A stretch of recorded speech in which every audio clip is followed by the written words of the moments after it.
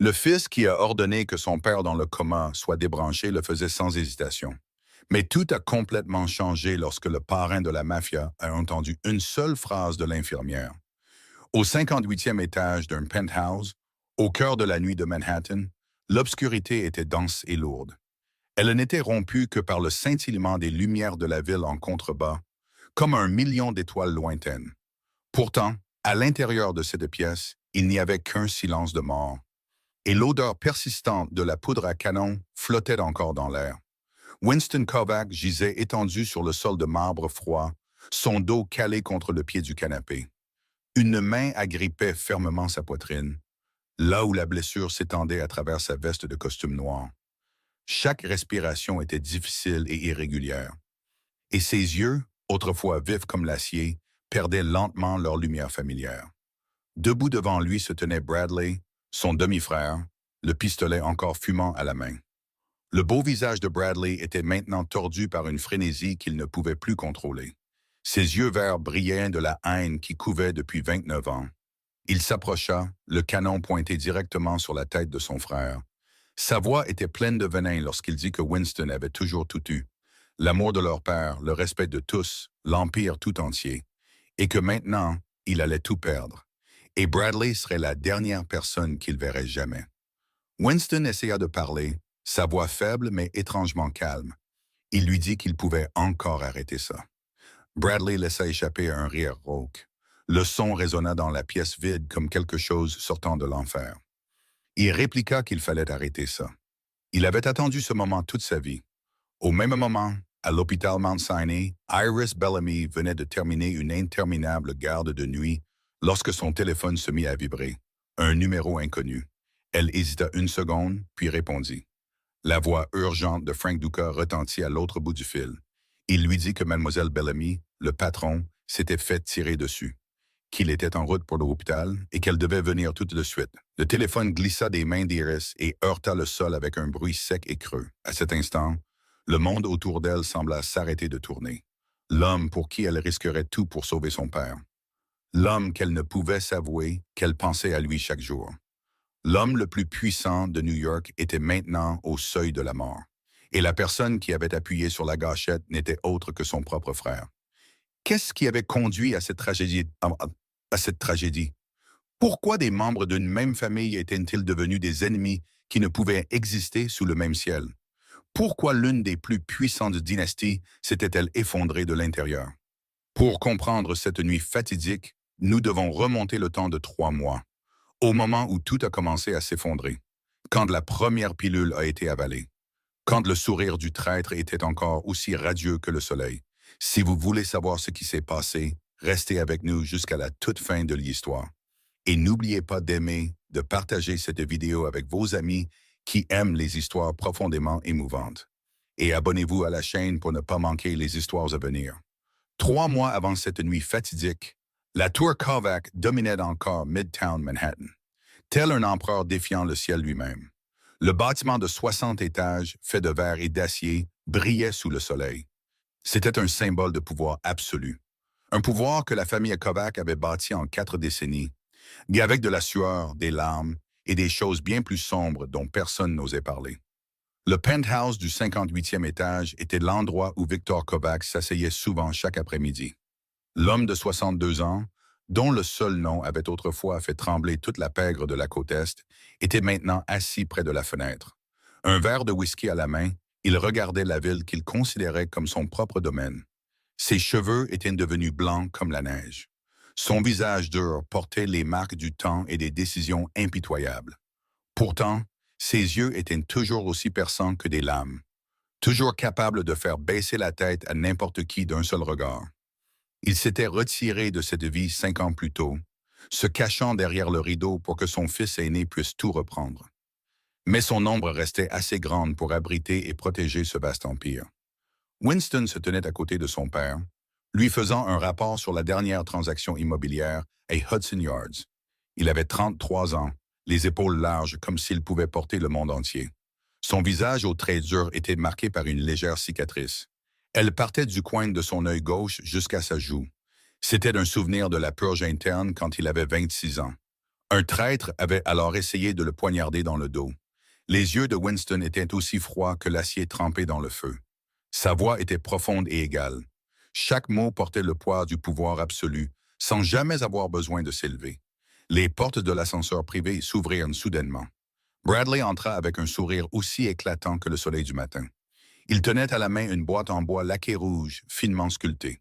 Il s'exclama avec enthousiasme. « Père, j'ai un cadeau pour toi. » Victor se tourna, et la sévérité qui remplissait habituellement ses yeux s'adoucit aussitôt en regardant son plus jeune fils. Bradley avait 29 ans, beau d'une manière totalement différente de Winston. Plus doux, plus accessible, avec un sourire qui semblait toujours reposer sur ses lèvres. Ses yeux verts lui venaient de sa mère, partie quand il était encore enfant. Ils étaient complètement différents du regard gris et froid de son frère. Bradley ouvrit la boîte. À l'intérieur se trouvèrent des gélules d'un vert émeraude scintillant sous la lumière. Avec une fierté évidente, il expliqua qu'il s'agissait d'herbes des Alpes, spécialement commandées de Suisse, destinées à renforcer le foie et les reins d'un homme plus âgé. Victor sourit chaleureusement et tendit la main pour caresser la tête de Bradley. Comme s'il était encore le petit garçon de 5 ans qui courait s'accrocher à sa jambe dès qu'il avait peur. Puis il se tourna vers Winston et dit que son plus jeune fils savait toujours comment prendre soin de son père. « Winston, tu vois, ton frère est un garçon si gentil. » Winston hocha la tête et regarda son frère avec une confiance absolue, disant « Tu as bien fait, Bradley. » Puis Victor avala la première gélule, la faisant passer avec une gorgée de whisky. Il ne savait pas que c'était le début de la tragédie qui allait déchirer cette famille. Cette nuit-là, dans son propre appartement luxueux de l'Upper West Side, Bradley se tenait seul devant le grand miroir de sa chambre. L'appartement était cher, rempli des articles de luxe les plus raffinés. Pourtant, il était froid dans son vide, sans la chaleur d'une famille, sans le son des rires des êtres chers. Le sourire éclatant qu'il avait arboré plus tôt devant son père et son frère avait complètement disparu. Il était remplacé par une amertume qui creusait chaque ligne de son beau visage. Bradley s'approcha du tableau accroché au mur et le tira sur le côté, révélant le coffre-fort soigneusement dissimulé derrière. Il entra le code, ouvrit le coffre-fort et en sortit une petite fiole de poudre blanche, fine comme de la craie. Du thallium, un poison incolore et inodore, l'arme favorite des assassins professionnels car il était presque impossible à détecter par des tests ordinaires. Bradley fixa la fiole dans sa main, puis leva les yeux vers son propre reflet. Et les souvenirs douloureux revinrent en masse, comme un flot qui ne pouvait plus être contenu. Il se souvint de lui à 10 ans, debout devant la porte du bureau de son père. Il écoutait secrètement Victor dire à un invité que Winston était sa plus grande fierté, que ce garçon était né pour diriger. Pas un seul mot sur le deuxième fils. Il se souvint de lui à 15 ans, regardant Winston être emmené par leur père à sa première réunion importante. Tandis qu'on lui disait qu'il était encore jeune, qu'il devait retourner dans sa chambre. Il se souvint de lui à 20 ans, regardant Winston prendre le contrôle de tout dans l'Empire, tandis qu'on ne lui confiait que les tâches subalternes dont personne d'autre ne voulait. Toute sa vie, il n'avait été que l'ombre pâle de son parfait frère aîné. Bradley se murmura dans le miroir, la voix froide comme la glace, qu'il verrait bien. Quand père mourra, Winston s'effondrera, et dans le chaos, il prouvera qu'il est plus digne. Il versa soigneusement une partie du thallium dans le flacon de gélule émeraude, le mélangeant bien pour que personne ne remarque de différence. Il murmura que ce serait lentement. Petit à petit, personne ne se doutera de rien. Père tombera malade, puis mourra naturellement, et il aura tout. Le sourire de Bradley dans le miroir était d'une froideur indescriptible. Le sourire d'un homme qui avait attendu bien trop longtemps, et qui était maintenant prêt à tout pour obtenir ce qu'il voulait. 3 semaines s'étaient écoulées depuis que Victor avait avalé la première gélule. 3 semaines pendant lesquelles Bradley avait attendu avec la patience d'un python traquant sa proie dans l'obscurité. Ce matin-là, la salle de conférence du 40e étage de Kovac Holdings était pleine. Les 12 personnes étaient assises autour d'une table en acajou de près de 6 mètres de long. Chacun d'entre eux comptait parmi les figures les plus puissantes de l'empire commercial de la famille. Victor était assis en bout de table, comme toujours. Winston à sa droite, Bradley à sa gauche. La réunion de ce jour-là portait sur l'expansion sur le marché de Los Angeles. Un accord d'une valeur de plusieurs centaines de millions de dollars. Victor était en train de parler de leur stratégie pour entrer sur le marché quand il s'arrêta soudainement. Il porta une main à son front. Des perles de sueur apparurent sur sa peau, bien que la salle de conférence soit maintenue à 18 degrés. Winston remarqua immédiatement que quelque chose n'allait pas. Il appela son père, mais Victor ne répondit pas. Winston se leva d'un bond juste au moment où Victor s'effondra en avant sur la table, en voyant des piles de documents s'éparpiller sur le sol. La salle entière sombra dans le chaos. Certains criaient, d'autres se précipitaient en avant. Des chaises s'écrasèrent bruyamment en se renversant. Winston hurla à quelqu'un d'appeler une ambulance immédiatement. Sa voix tonnait dans la pièce, empreinte d'une panique que personne n'avait jamais entendue chez cet homme froid et maître de lui. Il tomba à genoux sur le sol et prit la tête de son père sur ses genoux. Son visage de fer était maintenant tordu par la peur pure. Ses mains, qui n'avaient jamais tremblé en tenant une arme, qui avaient signé des condamnations à mort sans hésiter, tremblaient maintenant en touchant la peau de son père. Il n'arrêtait pas de l'appeler, le suppliant d'ouvrir les yeux. Mais Victor ne respirait que par petites inspirations faibles et superficielles. Son regard était terne et fixé sur le plafond, comme s'il ne reconnaissait plus personne. Derrière eux, Bradley se tenait immobile comme une pierre. Son visage était si pâle qu'il semblait presque vidé de son sang. Pourtant, si quelqu'un avait regardé de près dans ses yeux verts, il y aurait vu autre chose. Pas la peur de perdre un père, mais le calcul froid d'un homme attendant que son plan réussisse. 30 minutes plus tard, l'hôpital Mount Sinai tremblait d'urgence lorsque le brancard de Victor franchit les portes vitrées des urgences. 6 gardes du corps en costume noir couraillaient à ses côtés comme un mur mobile. Leur visage était aussi tendu que s'ils protégeaient le président lui-même. Iris Bellamy se tenait au poste des infirmières, examinant les dossiers des patients, lorsqu'elle entendit de l'agitation inhabituelle venant de l'entrée. Elle leva les yeux juste au moment où le brancard passa en trombe.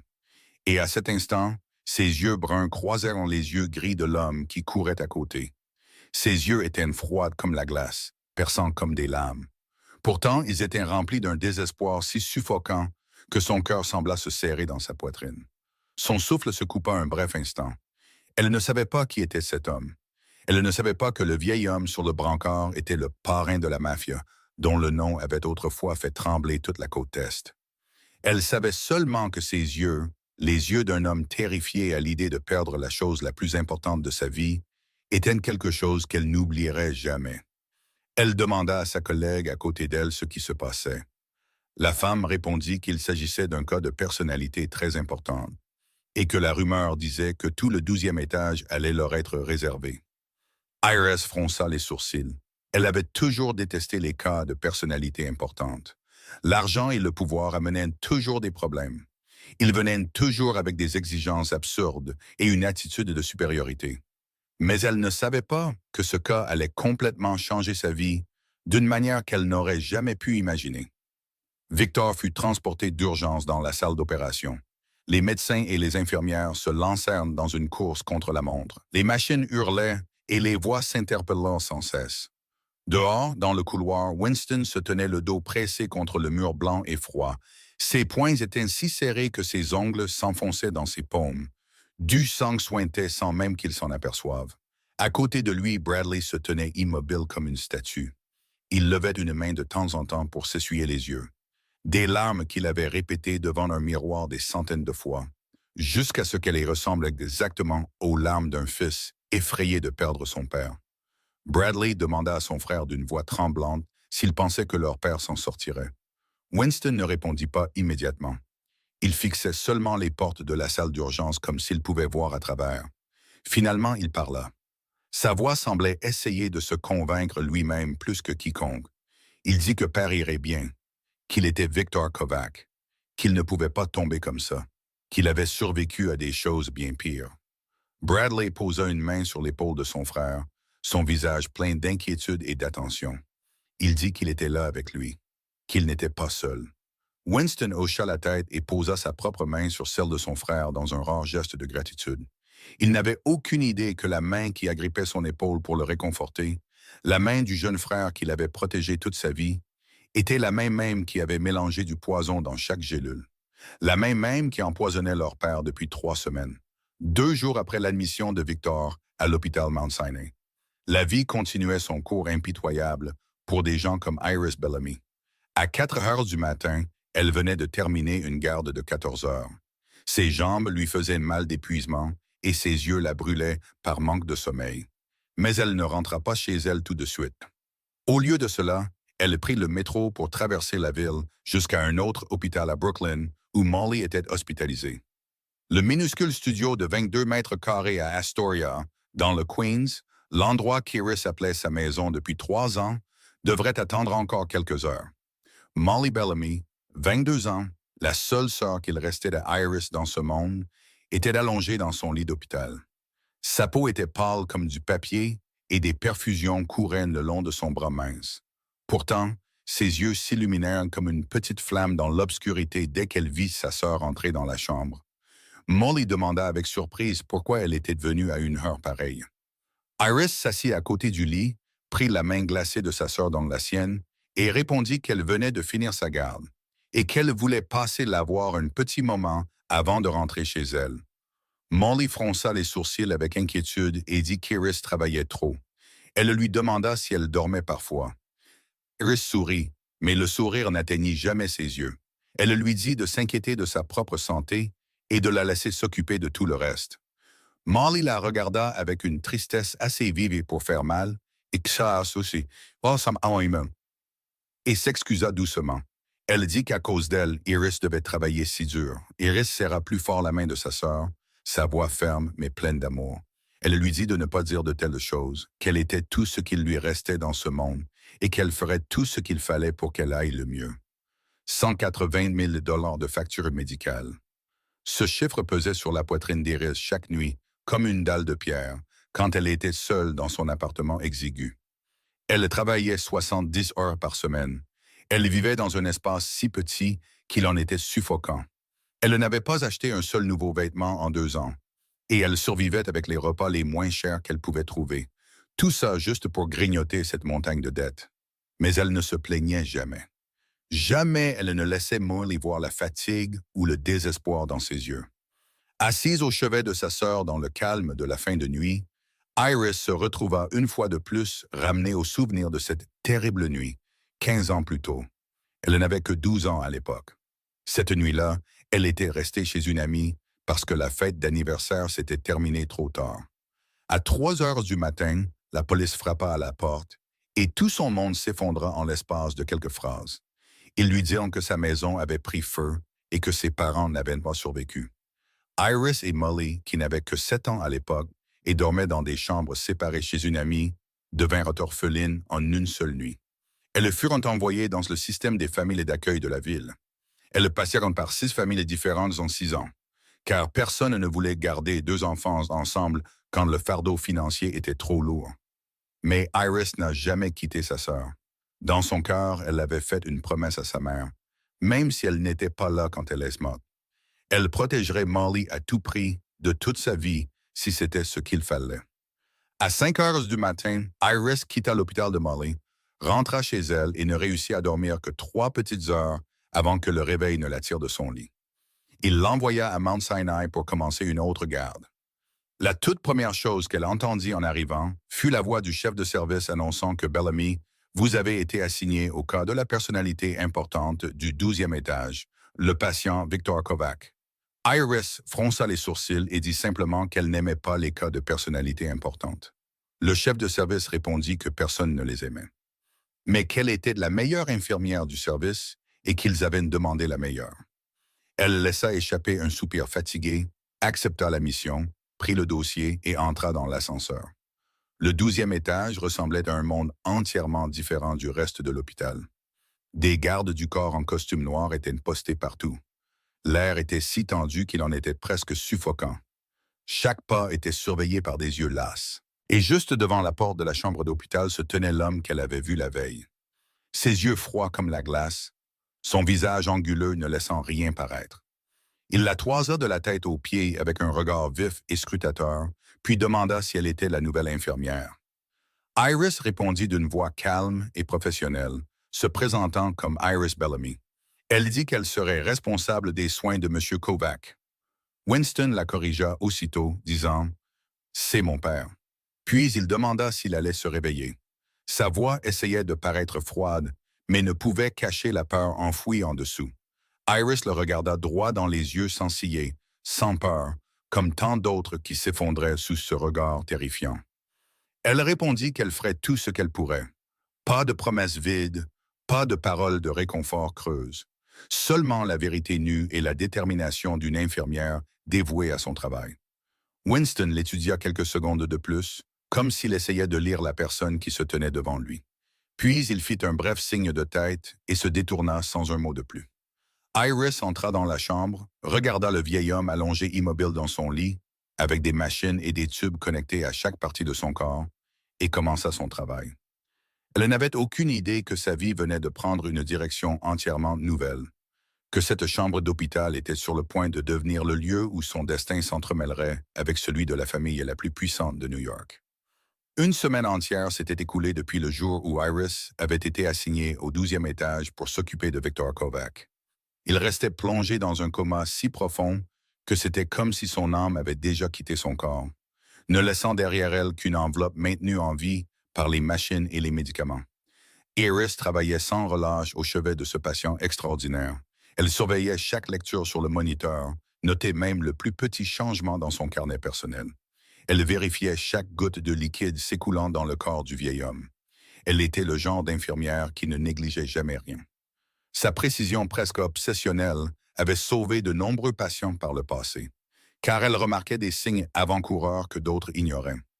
Et pour cette même raison, elle commença à voir des choses dans ce cas qui n'avaient aucun sens. Les résultats des tests de Victor ne correspondaient à aucune maladie qu'elle avait jamais étudiée dans un manuel de médecine.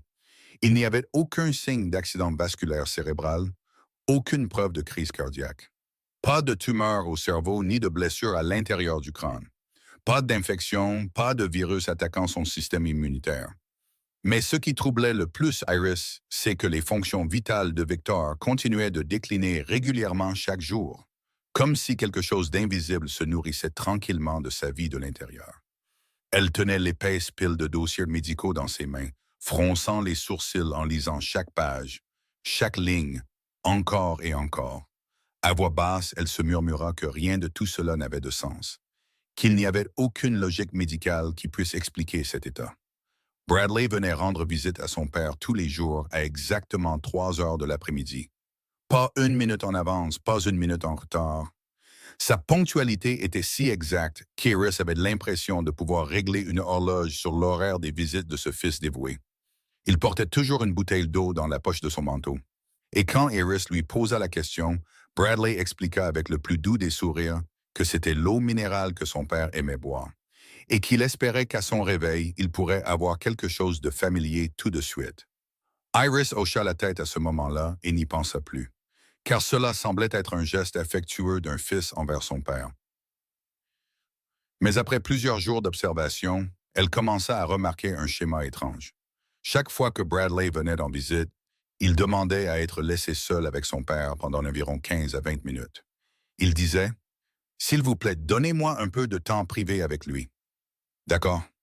Et Iris respectait toujours cela, car elle comprenait la douleur d'un membre de la famille se tenant à côté d'un être cher qui gisait immobile. Mais ce qui lui glaça le sang, c'est que chaque fois que Bradley partait, les constances de Victor étaient un peu moins bonnes qu'avant la visite. La première fois, elle pensa que ce n'était qu'une coïncidence, La deuxième fois, le soupçon commença à germer dans son esprit. La troisième fois, elle était presque certaine que quelque chose n'allait pas. Quelque chose se passait juste sous ses yeux. Iris décida de parler au docteur Piton, le médecin en charge du cas de Victor. C'était un homme de 55 ans, aux cheveux grisonnants et au visage toujours tendu, comme s'il portait le poids du monde entier sur ses épaules. Elle lui dit qu'elle avait quelques inquiétudes concernant les résultats des tests de M. Kovac. Piton leva les yeux de la pile de paperasse sur son bureau. Ses yeux évitaient son regard direct et il demanda quelles inquiétudes. Iris expliqua que les lectures ne correspondaient à aucune maladie connue, que M. Kovac n'avait aucun antécédent de maladie cardiaque, aucun signe d'AVC ou de lésion cérébrale. Pourtant, il restait dans un coma profond tandis que ses fonctions corporelles continuaient de se détériorer, et que c'était très inhabituel et nécessitait une enquête plus approfondie. Python se racla la gorge, se leva trop vite comme s'il voulait échapper à la conversation le plus vite possible. Il dit, Mademoiselle Bellamy, il y a des cas que la médecine ne peut pas expliquer. Continuez simplement à surveiller le patient. J'examinerai cela de plus près. Puis il s'éloigna précipitamment, laissant Iris seule avec plus de questions que de réponses. Elle regarda sa silhouette s'éloigner et repassa chaque petit détail de la conversation dans son esprit. La façon dont il évitait son regard, comme s'il n'osait pas affronter la vérité. La façon dont il s'était précipité, comme s'il fuyait quelque chose. La façon dont il refusait de discuter d'un cas aussi inhabituel en profondeur.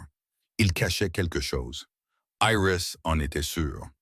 Cette nuit-là, au lieu de retourner dans son minuscule appartement du Queens, comme elle le faisait habituellement, Iris resta à l'hôpital. Elle s'assit seule dans le salon vide des infirmières, entourée d'une montagne de rapports de laboratoire et de graphiques suivant l'état de Victor au cours de la semaine passée. Elle compara chaque chiffre, chaque courbe sur le graphique, chaque léger changement dans sa fonction hépatique, sa fonction rénale et ses lectures cardiaques. Puis elle sortit son carnet personnel et commença à noter ce qu'elle avait observé jour après jour. Le premier jour, Bradley est venu à 3 heures de l'après-midi et la fonction rénale de Victor a chuté de 5% par la suite. Le deuxième jour, Bradley est venu à la même heure exacte et des anomalies sont apparues dans les lectures hépatiques de Victor. Le troisième jour, Bradley est revenu et le rythme cardiaque de Victor s'est affaibli de manière notable. Le quatrième jour, Bradley n'est pas venu à cause d'une importante réunion d'affaires. Et étrangement, les constantes de Victor sont restées complètement stables pendant les 24 heures. Le cinquième jour, Bradley est revenu et immédiatement les lectures ont recommencé à chuter. Iris fixa les lignes qu'elle venait d'écrire et une froideur se répandit en elle, comme si on lui avait versé un seau d'eau glacée sur le corps. Ce n'était pas une coïncidence. C'était une tendance claire comme le jour. Et il n'y avait qu'une seule explication raisonnable à cette tendance. Quelqu'un affaiblissait délibérément Victor. Quelqu'un l'empoisonnait lentement, juste sous les yeux de tout le monde. Iris ferma son carnet, ses yeux bruns se levant vers le couloir sombre au-delà de la porte. Elle avait besoin de preuves. Elle avait besoin de certitude avant de pouvoir faire quoi que ce soit. Et elle allait découvrir la vérité, même si cela signifiait risquer sa propre vie pour s'opposer à la famille la plus puissante de New York. La 8e nuit depuis qu'Iris avait commencé à noter les schémas étranges dans son carnet, elle décida qu'elle ne pouvait plus attendre. À 11 heures ce soir-là, sa garde aurait dû se terminer bien avant. Mais elle demanda à rester pour des heures supplémentaires, disant qu'elle voulait gagner plus d'argent pour aider à payer les factures médicales de sa sœur. Personne ne trouva cela suspect car tout le monde savait à quel point sa vie était difficile. Mais la vérité était qu'Iris avait besoin de confirmer le soupçon qui la rongeait depuis des jours. Elle se cacha dans le coin sombre, au fond du couloir du 12e étage, là où la lumière n'atteignait pas. Mais elle pouvait toujours voir la chambre de Victor à travers la vitre transparente. À cette heure-là, les gardes du corps étaient moins nombreux. Seuls 2 hommes montaient la garde à l'entrée du couloir et ils ne prêtaient aucune attention à la petite infirmière blottie dans l'obscurité. Le temps passait avec une lenteur douloureuse, chaque minute s'étirant en ce qui semblait être des heures. À 2 heures du matin, quand l'hôpital s'était enfoncé dans le silence et que la plupart du personnel était rentré chez lui, des bruits de pas résonnèrent dans le couloir vide. Iris retint son souffle, son cœur battant la chamade dans sa poitrine. Bradley apparut au bout du couloir. Il portait un manteau noir et se déplaçait légèrement, comme un chat traquant sa proie. Il regarda attentivement autour de lui, s'assurant que personne ne regardait, puis se glissa dans la chambre de son père. Après avoir fait un signe de tête aux 2 gardes du corps comme si c'était de la chose la plus ordinaire du monde, Iris se rapprocha, se cachant derrière le coin du mur, ses yeux ne quittant jamais la vitre une seule seconde. À travers elle, elle vit Bradley debout à côté du lit de Victor, regardant son père dans le coma, avec un visage complètement dépourvu de sentiments. Puis il plongea la main dans la poche de son manteau et en sortit quelque chose de petit. Pas la bouteille d'eau minérale familière qu'il apportait chaque après-midi, mais une minuscule fiole de verre pas plus grande qu'un petit doigt. Bradley retira le bouchon et versa soigneusement une petite quantité de poudre blanche fine dans la perfusion intraveineuse connectée au bras de son père. Iris eut l'impression que la foudre l'avait frappé sous un ciel clair. Son corps entier se raidit. Son souffle se coupa dans sa gorge. Elle venait d'assister à une tentative de meurtre, juste sous ses yeux. Pas dans un film, pas dans un roman, mais dans la réalité brutale, à seulement quelques mètres de là. Elle recula, son cœur battant contre ses côtes, ses jambes tremblant si fort qu'elle pouvait à peine tenir debout. Son premier instinct fut de courir, d'appeler la police, de trouver quelqu'un, n'importe qui, pour l'aider. Mais son esprit bougeait plus vite que sa peur, analysant la situation avec une clarté étonnante. Appeler la police. La famille Kovac contrôlait la moitié de la ville de New York. Ils avaient des liens avec les personnes les plus puissantes de la ville. Ils pouvaient acheter n'importe qui, des policiers aux juges, le dire à Winston. Elle n'avait aucune preuve, sauf ce qu'elle venait de voir. Seulement la parole d'une infirmière pauvre du Queens contre celle du jeune frère du plus puissant parrain de la côte Est. Qui la croirait? Elle avait besoin de preuves tangibles, de quelque chose d'indéniable. Le lendemain, Iris agit avec le calme étrange de quelqu'un qui avait déjà décidé de tout risquer. Quand Bradley vint en visite comme d'habitude à exactement 3 heures de l'après-midi, elle le salua avec un sourire comme elle le faisait toujours, ne laissant paraître aucun signe que quelque chose n'allait pas. Elle attendit qu'il ait passé environ 20 minutes seul avec son père et qu'il soit parti. Puis elle se glissa dans la chambre sous prétexte de vérifier l'état du patient. La bouteille de eau minérale que Bradley avait laissée était toujours sur la table près du lit, comme toujours. Iris sortit un petit tube à essai de la poche de sa blouse blanche et y versa soigneusement un peu d'eau. Puis elle replaça la bouteille exactement là où elle était, comme si personne ne l'avait touchée. Ses mains tremblaient. Elle savait que si elle était prise, elle pourrait perdre son emploi, ou bien pire, elle pourrait perdre la vie aux mains de gens prêts à tuer pour protéger leurs secrets. Mais elle ne s'arrêta pas. 2 jours plus tard, Iris se rendit dans un laboratoire privé en périphérie de la ville. Un endroit où personne ne savait qui elle était. Un endroit sans lien avec Mount Sinai ou la famille Kovac. Elle dit à l'employé de l'accueil qu'elle voulait que cet échantillon d'eau soit testé pour des toxines. L'employé lui annonça un prix de 8 cents $, presque autant qu'un mois de loyer. Une somme écrasante pour quelqu'un qui travaillait 70 heures par semaine juste pour payer les factures d'hôpital de sa sœur. Mais Iris n'hésita pas une seule seconde. Elle dit qu'elle paierait. Les 3 jours d'attente des résultats furent les 3 jours les plus longs de la vie d'Iris. Pendant 3 jours, elle continua d'aller à l'hôpital et de travailler comme si de rien n'était, souriant à Bradley quand il venait rendre visite à son père, vérifiant les constances de Victor, changeant les bandages, ajustant les médicaments, prétendant ne rien savoir du crime qui se déroulait juste devant elle.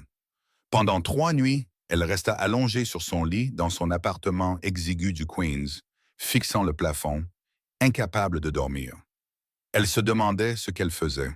Elle n'était qu'une pauvre infirmière, noyée sous les dettes.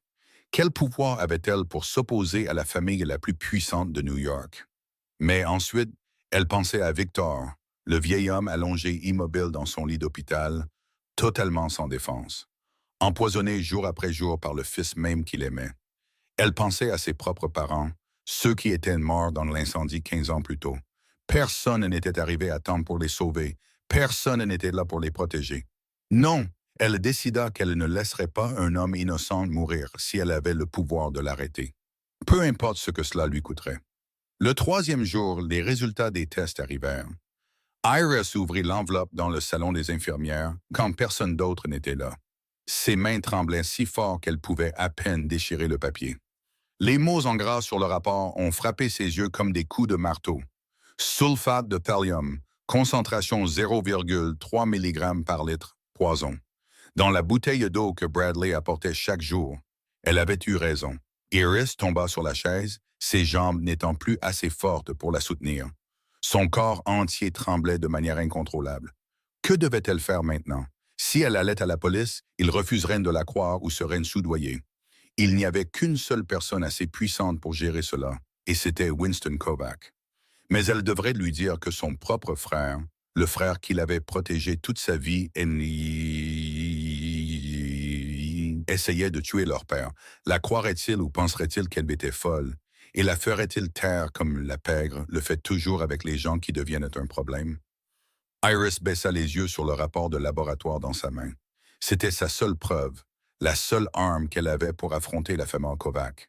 Elle n'avait plus d'autre choix que d'affronter elle-même l'homme aux yeux froids. À 11 heures ce soir-là, le couloir du 12e étage était plongé dans un silence épais et ininterrompu.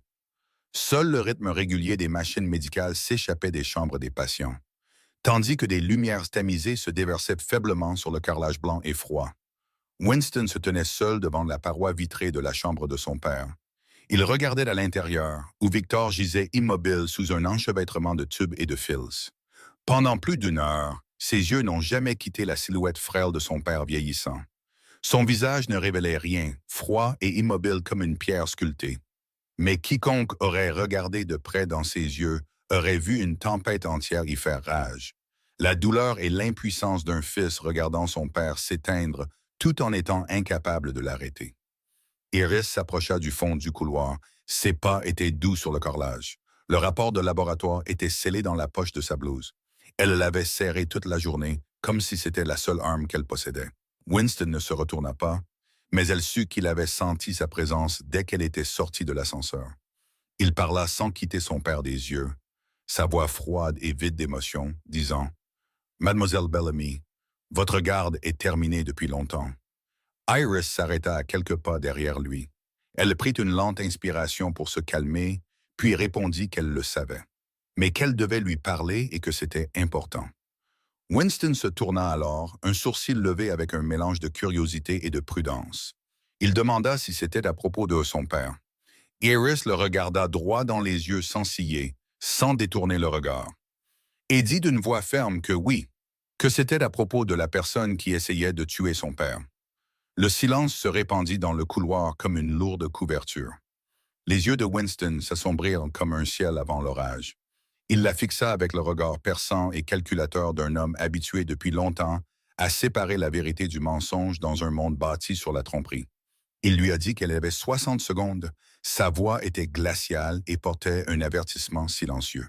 Si elle lui faisait perdre son temps, les conséquences seraient graves. Iris prit une inspiration et commença. Elle lui dit que son père était empoisonné au thallium, une toxine incolore et inodore qui causait des dommages cumulatifs au fil du temps et qui était extrêmement difficile à détecter par des tests ordinaires. Winston ne dit rien. Son visage aurait pu être taillé dans le granit. Iris continua, sa voix devenant plus assurée. Elle dit que la personne qui faisait cela était son frère, Bradley Kovac. L'air sembla se durcir autour d'eux, comme si tout le couloir avait cessé de respirer. Winston fit un pas vers elle, ses yeux comme deux lames jumelles. La distance entre eux se réduisit jusqu'à ce qu'Iris puisse presque sentir le danger qui émanait de lui. D'une voix basse et pleine de menaces, il lui demanda ce qu'elle venait de dire exactement. Iris ne recula pas d'un pouce. Elle soutint son regard et expliqua qu'elle avait suivi les signes vitaux de son père pendant la semaine écoulée. Que chaque fois que Bradley venait en visite, l'état de Victor s'aggravait, et qu'elle avait vu Bradley de ses propres yeux mettre quelque chose dans la perfusion intraveineuse à 2 heures du matin. Winston demanda si elle avait des preuves. Sa voix restait froide, mais Iris pouvait sentir quelque chose d'autre bouillir sous la glace. Elle plongea la main dans sa poche, sortit l'enveloppe, la lui tendit et dit qu'elle contenait les résultats toxicologiques de la bouteille d'eau que Bradley apportait tous les jours. Du sulfate de thallium à une concentration de 0,3 mg par litre.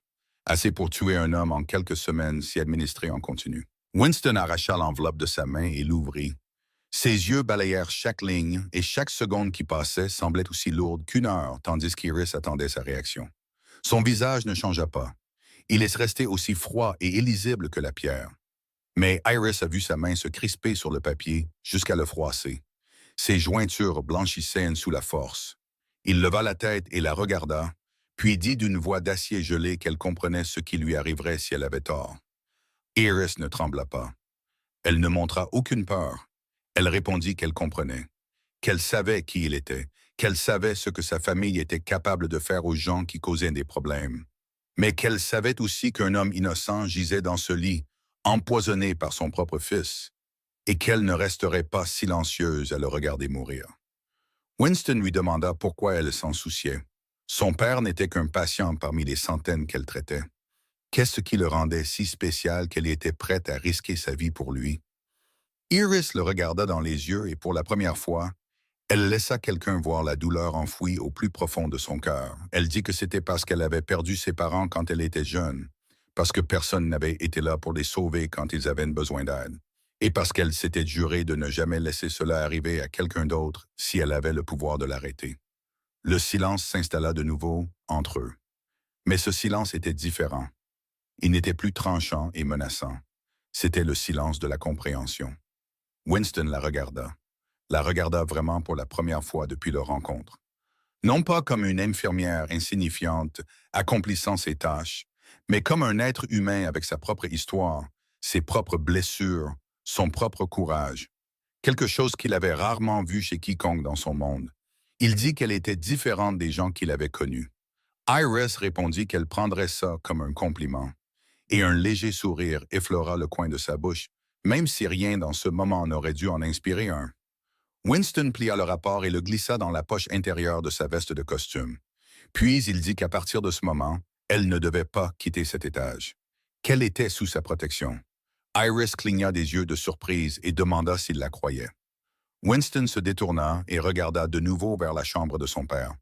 Il répondit qu'il ne faisait confiance à personne, mais qu'il trouverait la vérité. Et si son frère avait vraiment fait ça, il laissa sa phrase en suspens, flottant dans l'air comme une sombre promesse. Mais la façon dont il serra le poing jusqu'à ce que ses jointures craquent disait tout ce qui n'avait pas besoin d'être dit. Une semaine s'écoula après la nuit où Iris avait remis l'épreuve à Winston. Et pendant ces 7 jours, rien ne se passa, du moins en surface. Winston n'agit pas immédiatement comme Iris s'y attendait. C'était un homme de calcul, un homme qui avait survécu et régné dans la pègre par la prudence et la patience. Et il avait besoin d'une certitude absolue avant d'agir contre son propre frère. Pendant cette semaine, il fit surveiller Bradley 24 heures sur 24. Chaque action fut enregistrée, chaque réunion notée, chaque appel téléphonique tracé. Il examina personnellement chaque élément de preuve qu'Iris lui avait donné et le compara avec ce que ces hommes découvraient. Il consulta des experts en toxicologie externe, des personnes sans lien avec la famille Kovac et sans aucune chance d'être achetées. Tout correspondait.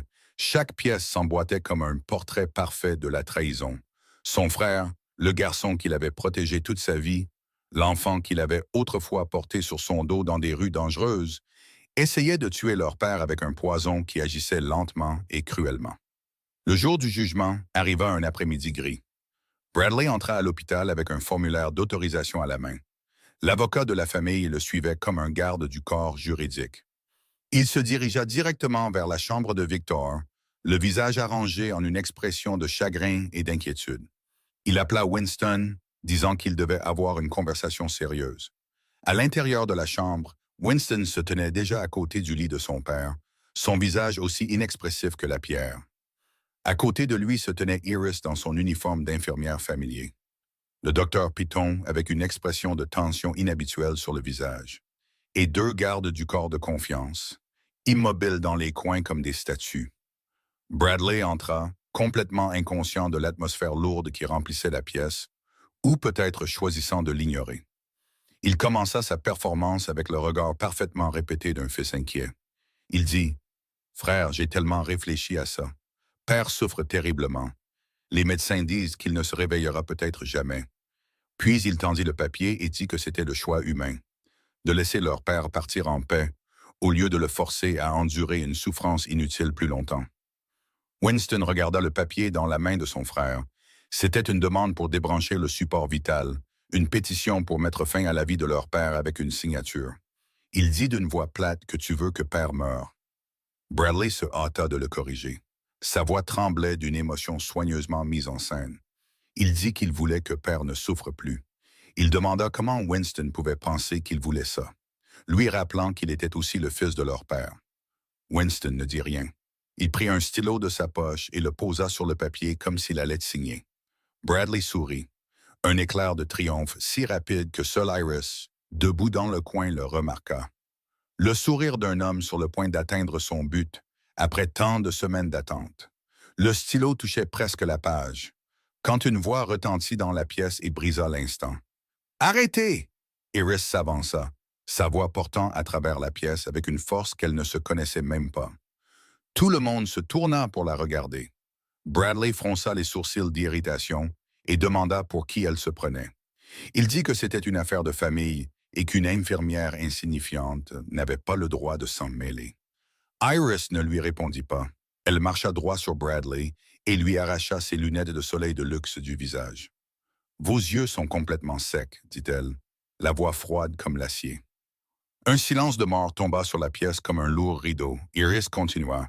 Elle dit qu'elle travaillait dans cet hôpital depuis 6 ans, qu'elle avait vu des centaines de personnes signer des formulaires pour mettre fin au traitement de ceux qu'elles aimaient, et que chacune d'entre elles avait pleuré, que ce soit les hommes les plus forts ou les femmes les plus heureuses. Mais lui, le fils qui était sur le point de signer l'arrêt de mort de son propre père, n'avait pas une seule larme aux yeux. Bradley recula d'un pas, et la couleur commença à quitter son visage.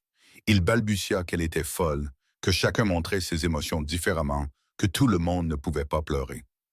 Winston s'avança et jeta l'enveloppe du rapport de laboratoire sur la table devant Bradley. D'une voix de glace, il dit « Alors explique ça, petit frère. » Bradley regarda l'enveloppe et son visage devint encore plus pâle quand il réalisa ce que c'était. Winston continua « Du thallium dans la bouteille d'eau que tu apportais tous les jours. Assez pour tuer un homme en quelques semaines si administré sur la durée. » Bradley essaya de se défendre, demandant si Winston allait vraiment croire une infirmière plutôt que son propre frère. Winston le corrigea d'une voix tranchante comme une lame, disant que tu es mon demi-frère et je ne crois personne. Je crois les preuves. Bradley regarda Winston, puis Iris, puis les résultats des tests, puis autour de la pièce comme un animal acculé. Puis soudain, il rit, un son froid, brisé, déséquilibré, comme du verre se brisant sur la pierre. Il dit qu'enfin tu as compris. Trop tard, cher frère. Winston demanda pourquoi. Juste un mot, simple, mais portant toute la douleur et l'incompréhension qu'il contenait. Bradley hurla en retour. Pourquoi? Parce que toute sa vie, il avait vécu dans l'ombre de Winston. Parce que leur père regardait Winston comme s'il était le fils, tandis que Bradley n'était qu'un enfant bâtard recueilli par pitié. Parce que Winston avait tout et lui n'avait rien. Winston dit que tu avais une famille, tu m'avais moi. Bradley cria qu'il n'avait pas besoin de la pitié de Winston, qu'il n'en avait jamais eu besoin. Les deux gardes du corps s'avancèrent et saisirent Bradley. Il se débattit comme un animal sauvage pris au piège, se démenant et rageant. Il criait encore que Winston le regretterait, jurant qu'il le regretterait. Juste avant qu'il ne le traîne hors de la pièce, Bradley se retourna et regarda Winston avec des yeux verts brûlants de haine. Il dit « Ce n'est pas fini, frère, ce n'était pas fini. » La porte claqua, les cris de Bradley résonnèrent encore dans le couloir pendant quelques instants, puis s'évanouirent au loin et disparurent. Winston resta là sans bouger, en silence, fixant l'endroit où son frère se tenait quelques secondes auparavant. Son visage restait illisible, mais Iris pouvait voir que quelque chose à l'intérieur de cet homme d'acier s'était brisé. Pour la première fois depuis qu'elle l'avait rencontré, elle vit la fissure dans le mur qu'il avait passé tant d'années à construire autour de lui. La fissure d'un grand frère qui venait de perdre le petit frère qu'il avait protégé toute sa vie. 2 semaines s'étaient écoulées depuis le jour où Bradley avait été maîtrisé et traîné hors de la chambre d'hôpital de son père, au milieu de cris chargés de haine. Et pendant ces 14 jours, Victor reçut un traitement de désintoxication approprié, sous la surveillance étroite d'une nouvelle équipe médicale personnellement choisie par Winston. Le corps de 62 ans du vieil homme commença à se rétablir. Lentement mais sûrement, comme un vieux guerrier refusant de se rendre à la mort.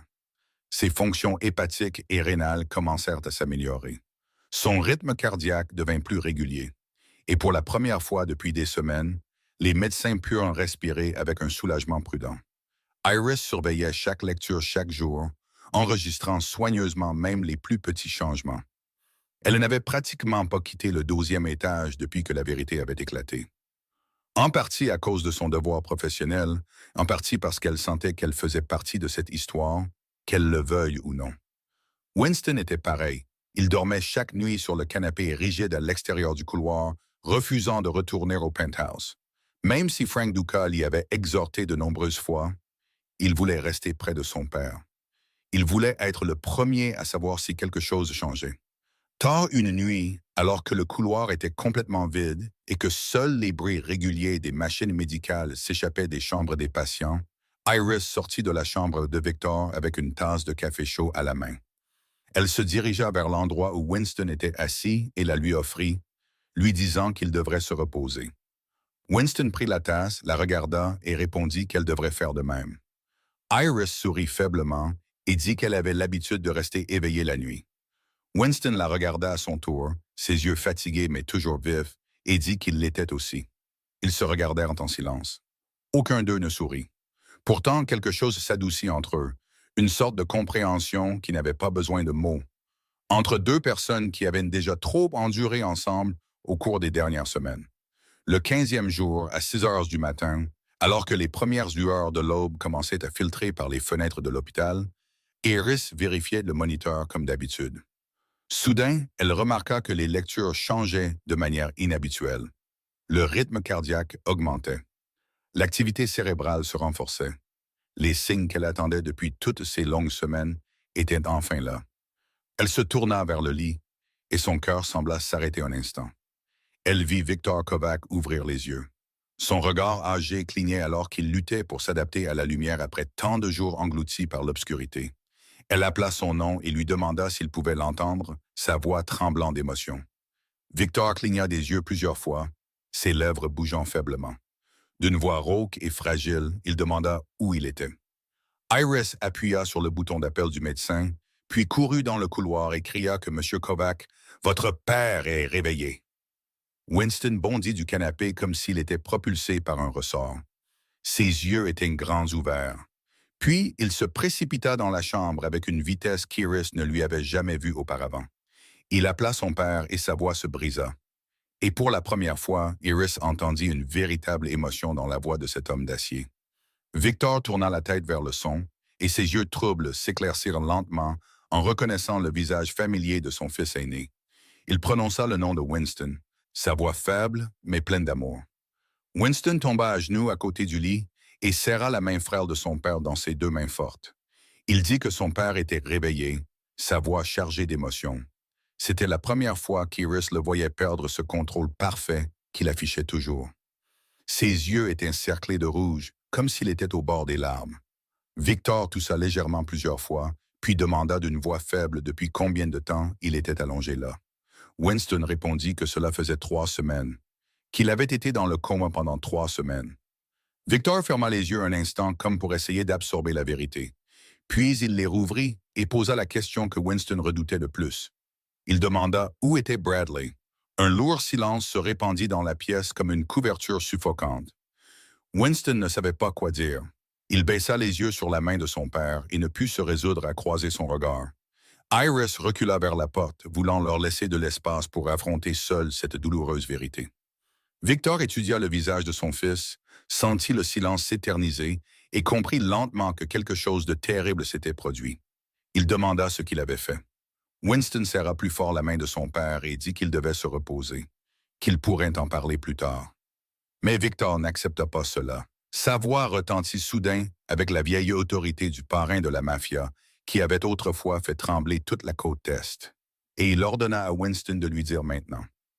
Winston ferma les yeux, prit une profonde inspiration, puis dit d'une voix basse et lourde que Bradley l'avait empoisonné au thallium, qu'il le voulait mort. La pièce sembla se figer. Le temps lui-même parut s'arrêter à cet instant. Victor fixa Winston, ses vieux yeux écarquillés d'incrédulité, et répéta d'une voix tremblante que son fils avait voulu le tuer. Winston dit qu'il était désolé, qu'il aurait dû s'en rendre compte plus tôt. Victor ne dit rien pendant un long moment.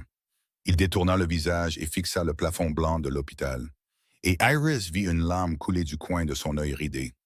Pas la larme de la douleur physique, mais la larme d'un homme complètement brisé.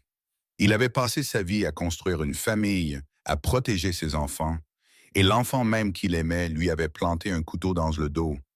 Victor murmura comme s'il ne parlait qu'à lui-même, se demandant où il s'était trompé, se demandant ce qu'il avait fait de mal avec ce garçon. Winston n'avait pas de réponse, car il y a des questions dans ce monde auxquelles personne ne peut répondre. Après un moment, Victor se tourna de nouveau vers Winston et demanda qui l'avait découvert. Winston leva la tête et regarda vers la porte où se tenait Iris. Il dit que c'était elle, père, l'infirmière nommée Iris Bellamy. Victor fit signe à Iris de s'approcher. Elle s'avança jusqu'au chevet du lit, ne sachant pas ce qu'elle pourrait bien dire dans un tel moment. Victor la regarda longuement, avec la vivacité qui persistait encore dans les yeux de l'homme qu'il avait été. Puis il lui prit la main et lui dit qu'elle lui avait sauvé la vie, que la famille Kovac lui devait une dette qu'elle ne pourrait jamais entièrement rembourser. Iris secoua la tête et dit qu'elle n'avait fait que son travail.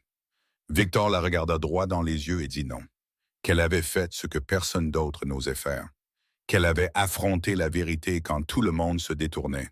Puis il relâcha sa main, regarda Winston et dit d'une voix chargée de sens qu'il devrait la garder près de lui, qu'elle était l'une des rares personnes dignes de confiance dans un monde bâti sur le mensonge.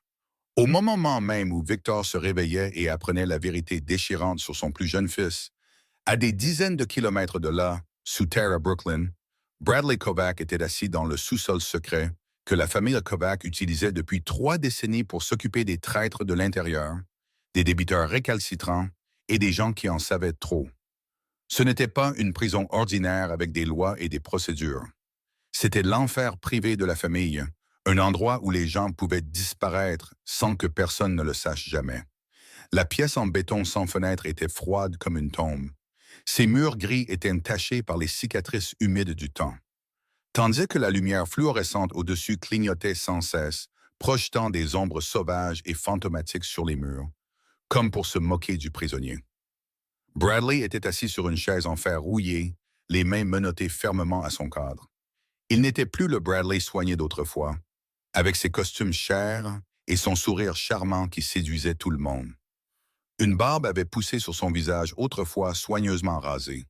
Ses yeux étaient cernés par le manque de sommeil et de lumière. Ses traits s'étaient visiblement affinés après 2 semaines de confinement dans l'obscurité. Mais ses yeux verts, les yeux qu'il avait hérités de la mère qu'il avait abandonnée quand il était petit, brûlaient toujours d'une haine intacte. La lourde porte d'acier s'ouvrit en grinçant, avec un bruit métallique strident. Winston entra dans la pièce, arborant le même air d'autorité familier. Les 2 frères se regardèrent à travers la pièce, l'un debout dans la faible lumière provenant du couloir, l'autre assis dans l'obscurité de la captivité. Bradley eut un rire moqueur. Le son résonna dans la pièce vide, comme quelque chose sortant de l'enfer. Il demanda si son frère était venu implorer son pardon. Winston ne répondit pas tout de suite. Il traîna une chaise et s'assit en face de son frère. Il le regarda droit dans ses yeux verts flamboyants de haine, puis dit que père s'était réveillé. Bradley se figea un bref instant.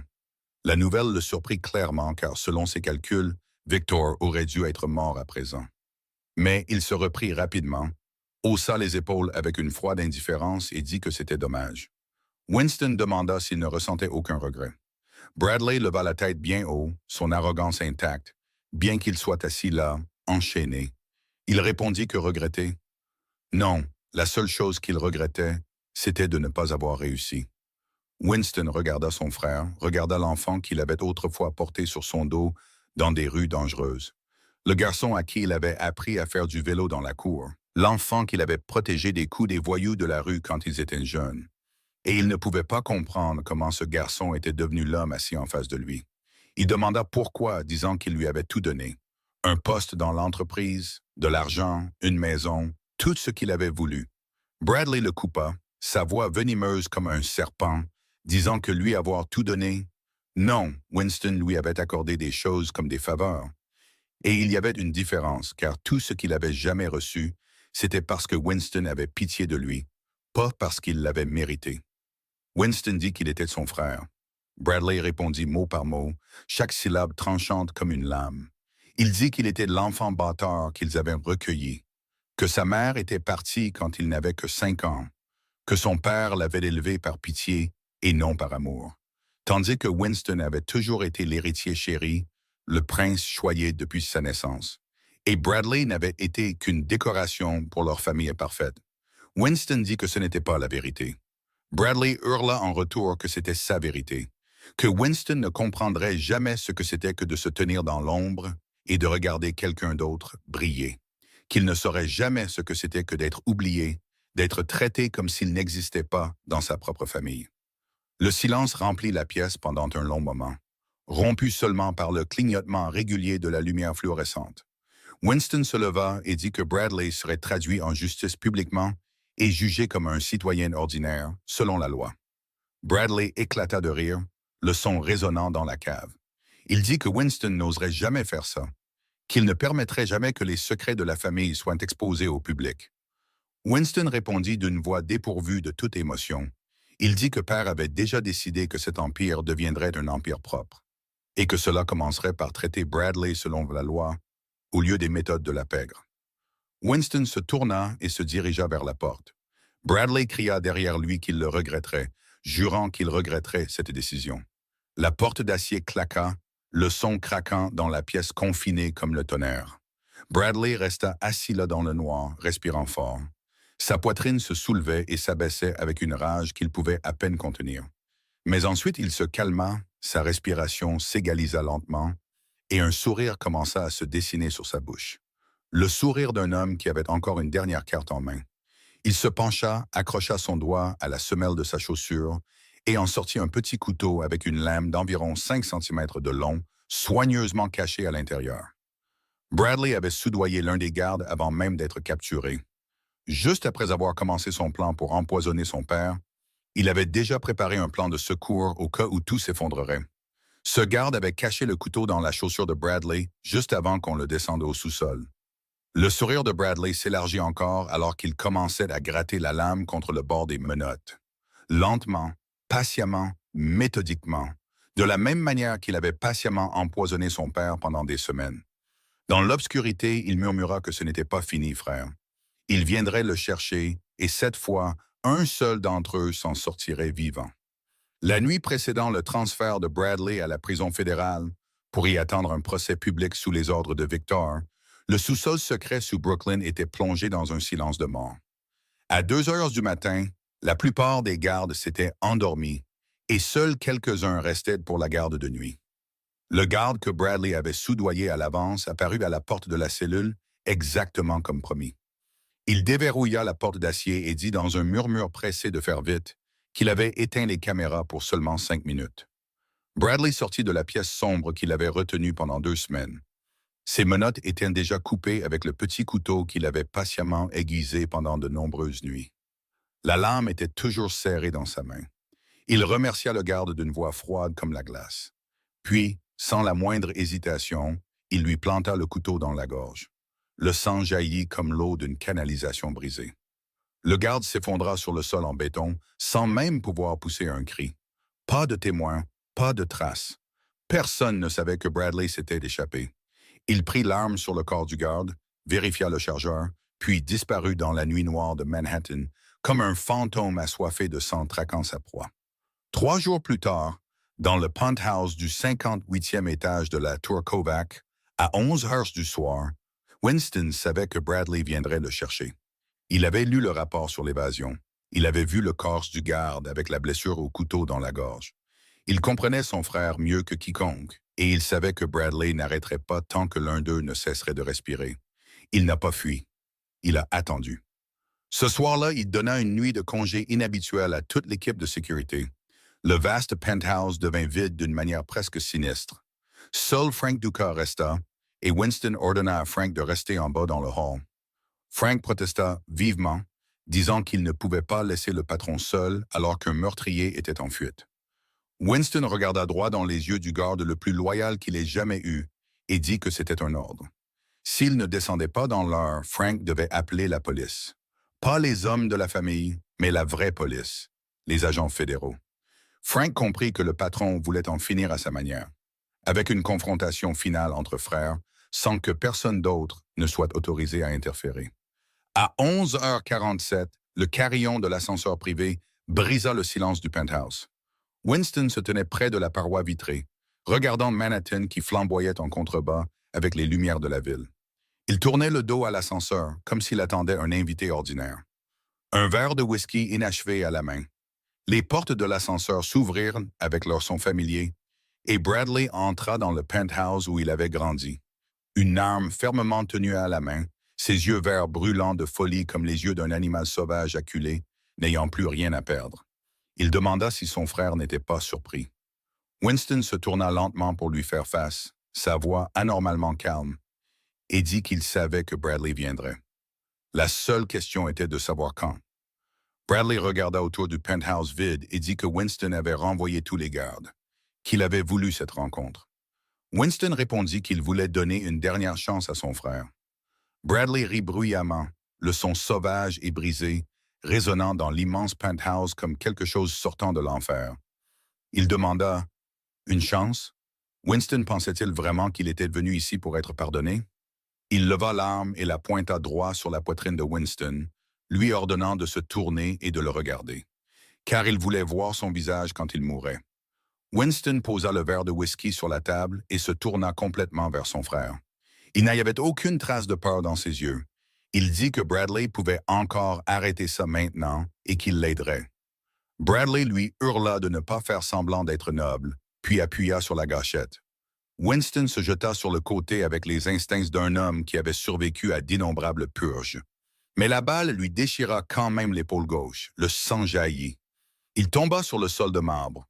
Pourtant, sa main réussit à atteindre l'arme cachée sous la table. Bradley tira à nouveau. La deuxième balle toucha Winston à la poitrine. Il entendit le craquement d'une côte qui se brisait et la douleur le déchira comme du feu. Mais Winston riposta quand même un seul coup et il toucha Bradley à l'estomac. Les deux hommes s'effondrèrent sur le sol, leur sang se mêlant sur le marbre blanc, à seulement quelques mètres l'un de l'autre, comme deux guerriers tombés sur le même champ de bataille. Bradley essaya de ramper vers son frère, tenant toujours l'arme alors que le sang continuait de couler de la blessure à son abdomen. Il murmura qu'ils mourraient ensemble. Winston se redressa de force, le dos contre le pied du canapé. La blessure à sa poitrine s'étendait à travers son costume noir.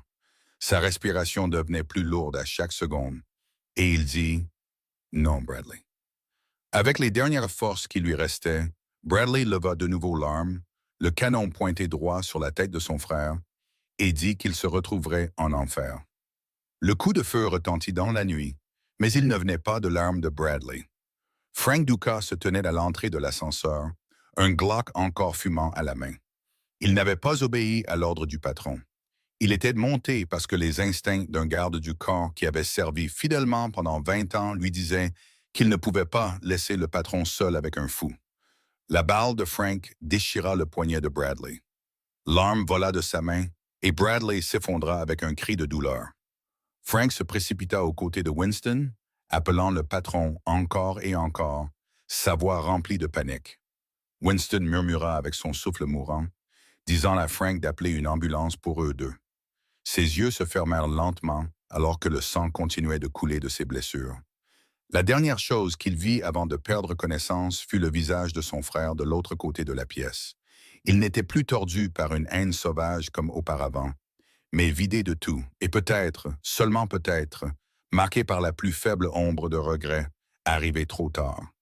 2 semaines s'étaient écoulées depuis cette nuit fatidique dans le penthouse du 58e étage. 2 semaines pendant lesquelles Winston avait dérivé dans l'obscurité d'un coma, tandis que les médecins et les infirmières se battaient jour après jour, heure après heure, pour le maintenir attaché à ce monde. À l'hôpital Mount Sinai, dans la même salle de soins intensifs du 12e étage où Victor avait autrefois reposé, Winston était maintenant allongé sur le lit d'hôpital. Des machines et des tubes étaient connectés à chaque partie de son corps.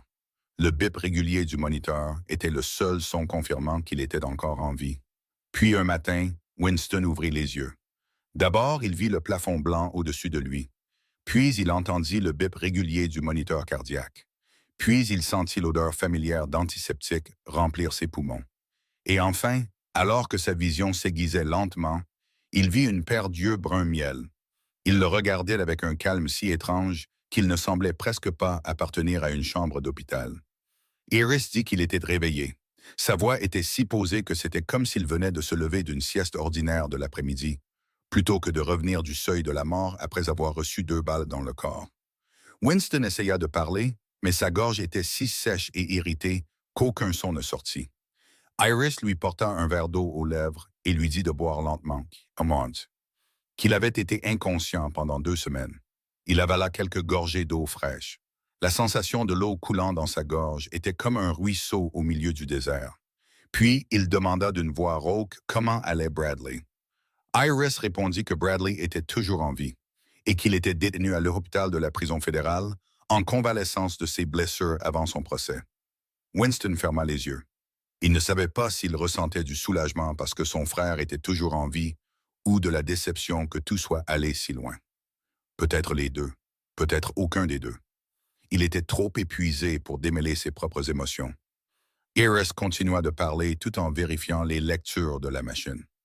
Elle expliqua qu'il avait été gravement blessé, qu'une balle avait traversé son épaule gauche, tandis que l'autre avait manqué son cœur de quelques millimètres seulement, qu'il avait perdu beaucoup de sang et que les médecins disaient que sa survie n'était rien de moins qu'un miracle médical.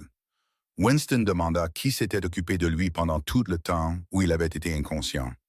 Iris le regarda, son visage aussi inexpressif que jamais, et répondit qu'elle s'était portée volontaire, qu'elle était déjà habituée à s'occuper des patients de sa famille et qu'un de plus n'avait pas fait grande différence. Winston l'étudia. La queue de cheval familière était un peu lâche, avec des mèches s'échappant après trop d'heures de travail.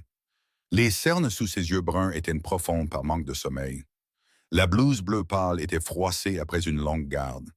Et il se demanda pourquoi elle était là, pourquoi elle avait choisi de s'occuper de lui, alors qu'elle aurait pu si facilement rester loin de cette famille troublée. Il demanda si elle n'avait pas peur de lui. Iris pencha la tête comme si la question était étrange et ne méritait pas beaucoup de réflexion. Elle répondit qu'il était son patient et qu'elle ne jugeait pas les patients sur qui ils étaient ou ce qu'ils avaient fait.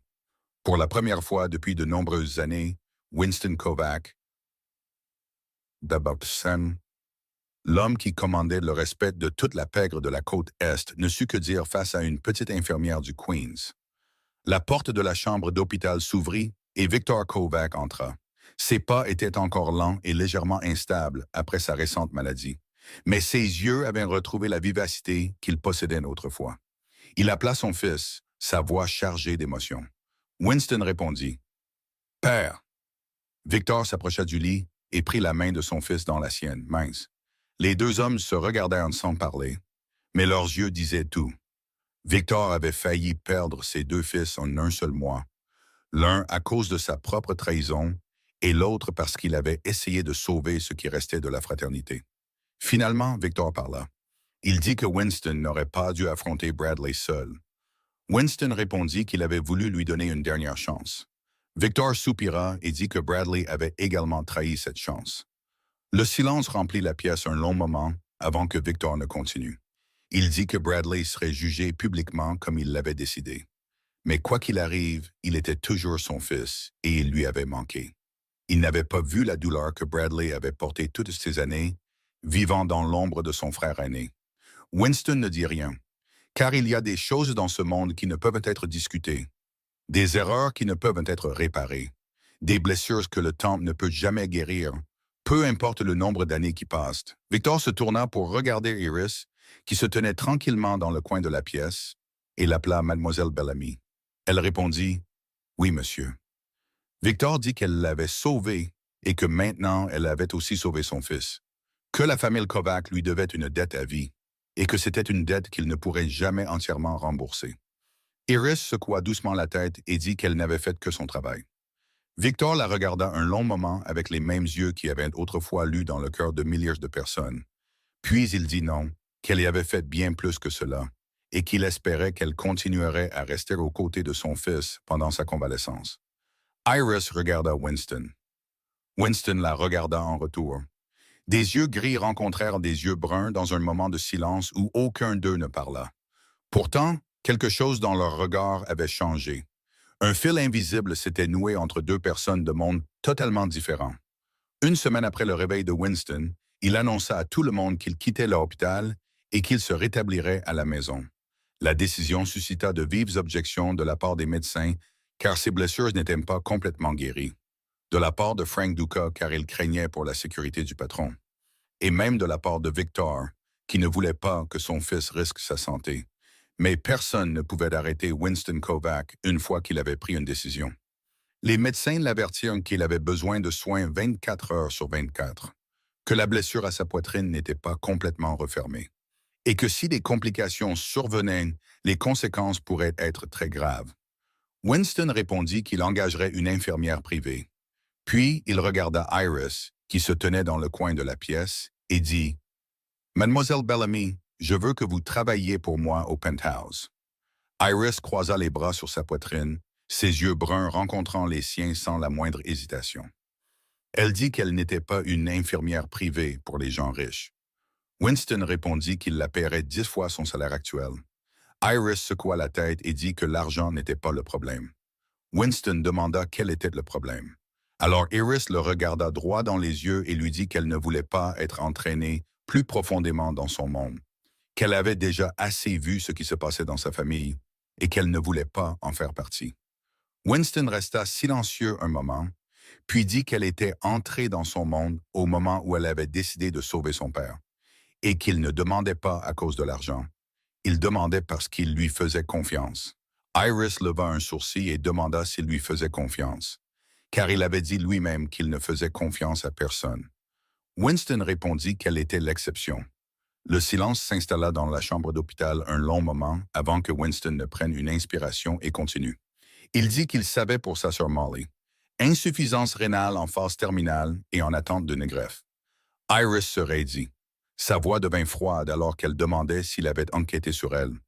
Winston répondit sans détour qu'il enquêtait sur tous ceux qui s'approchaient de lui, que c'était ainsi qu'il était resté en vie dans son monde, et qu'il savait qu'elle devait 180 000 $ de factures médicales, qu'elle travaillait 70 heures par semaine pour les rembourser par versement. Iris demanda d'une voix méfiante s'il utilisait sa sœur pour la forcer. Winston secoua la tête et dit non, qu'il offrait de payer toutes les factures médicales de Molly, que Iris accepte le travail ou non. Iris le fixa en silence, stupéfaite, puis demanda pourquoi il ferait ça. Winston la regarda, et son expression était plus sincère qu'Iris ne l'avait jamais vue. Il dit qu'elle avait sauvé son père quand personne ne le lui avait demandé, qu'elle avait risqué sa vie pour un parfait inconnu, et que son monde ne comptait pas beaucoup de gens comme elle. Il ne l'achetait pas, il remboursait d'une dette. Iris ne répondit pas tout de suite. Elle retourna dans son petit appartement du Queens et y réfléchit toute la nuit. Elle resta allongée sur son lit, fixant le plafond sombre, pesant chaque choix, chaque conséquence possible. Le lendemain matin, elle reçut un appel de l'hôpital où Molly était soignée. On lui dit qu'un donneur de rein compatible avait été trouvé et que l'opération pourrait avoir lieu la semaine suivante. Iris sentit son cœur s'ouvrir d'émotion. Elle pouvait à peine croire ce qu'elle entendait. Molly attendait cette chance depuis tant d'années, et maintenant elle apparaissait d'un coup, comme un miracle.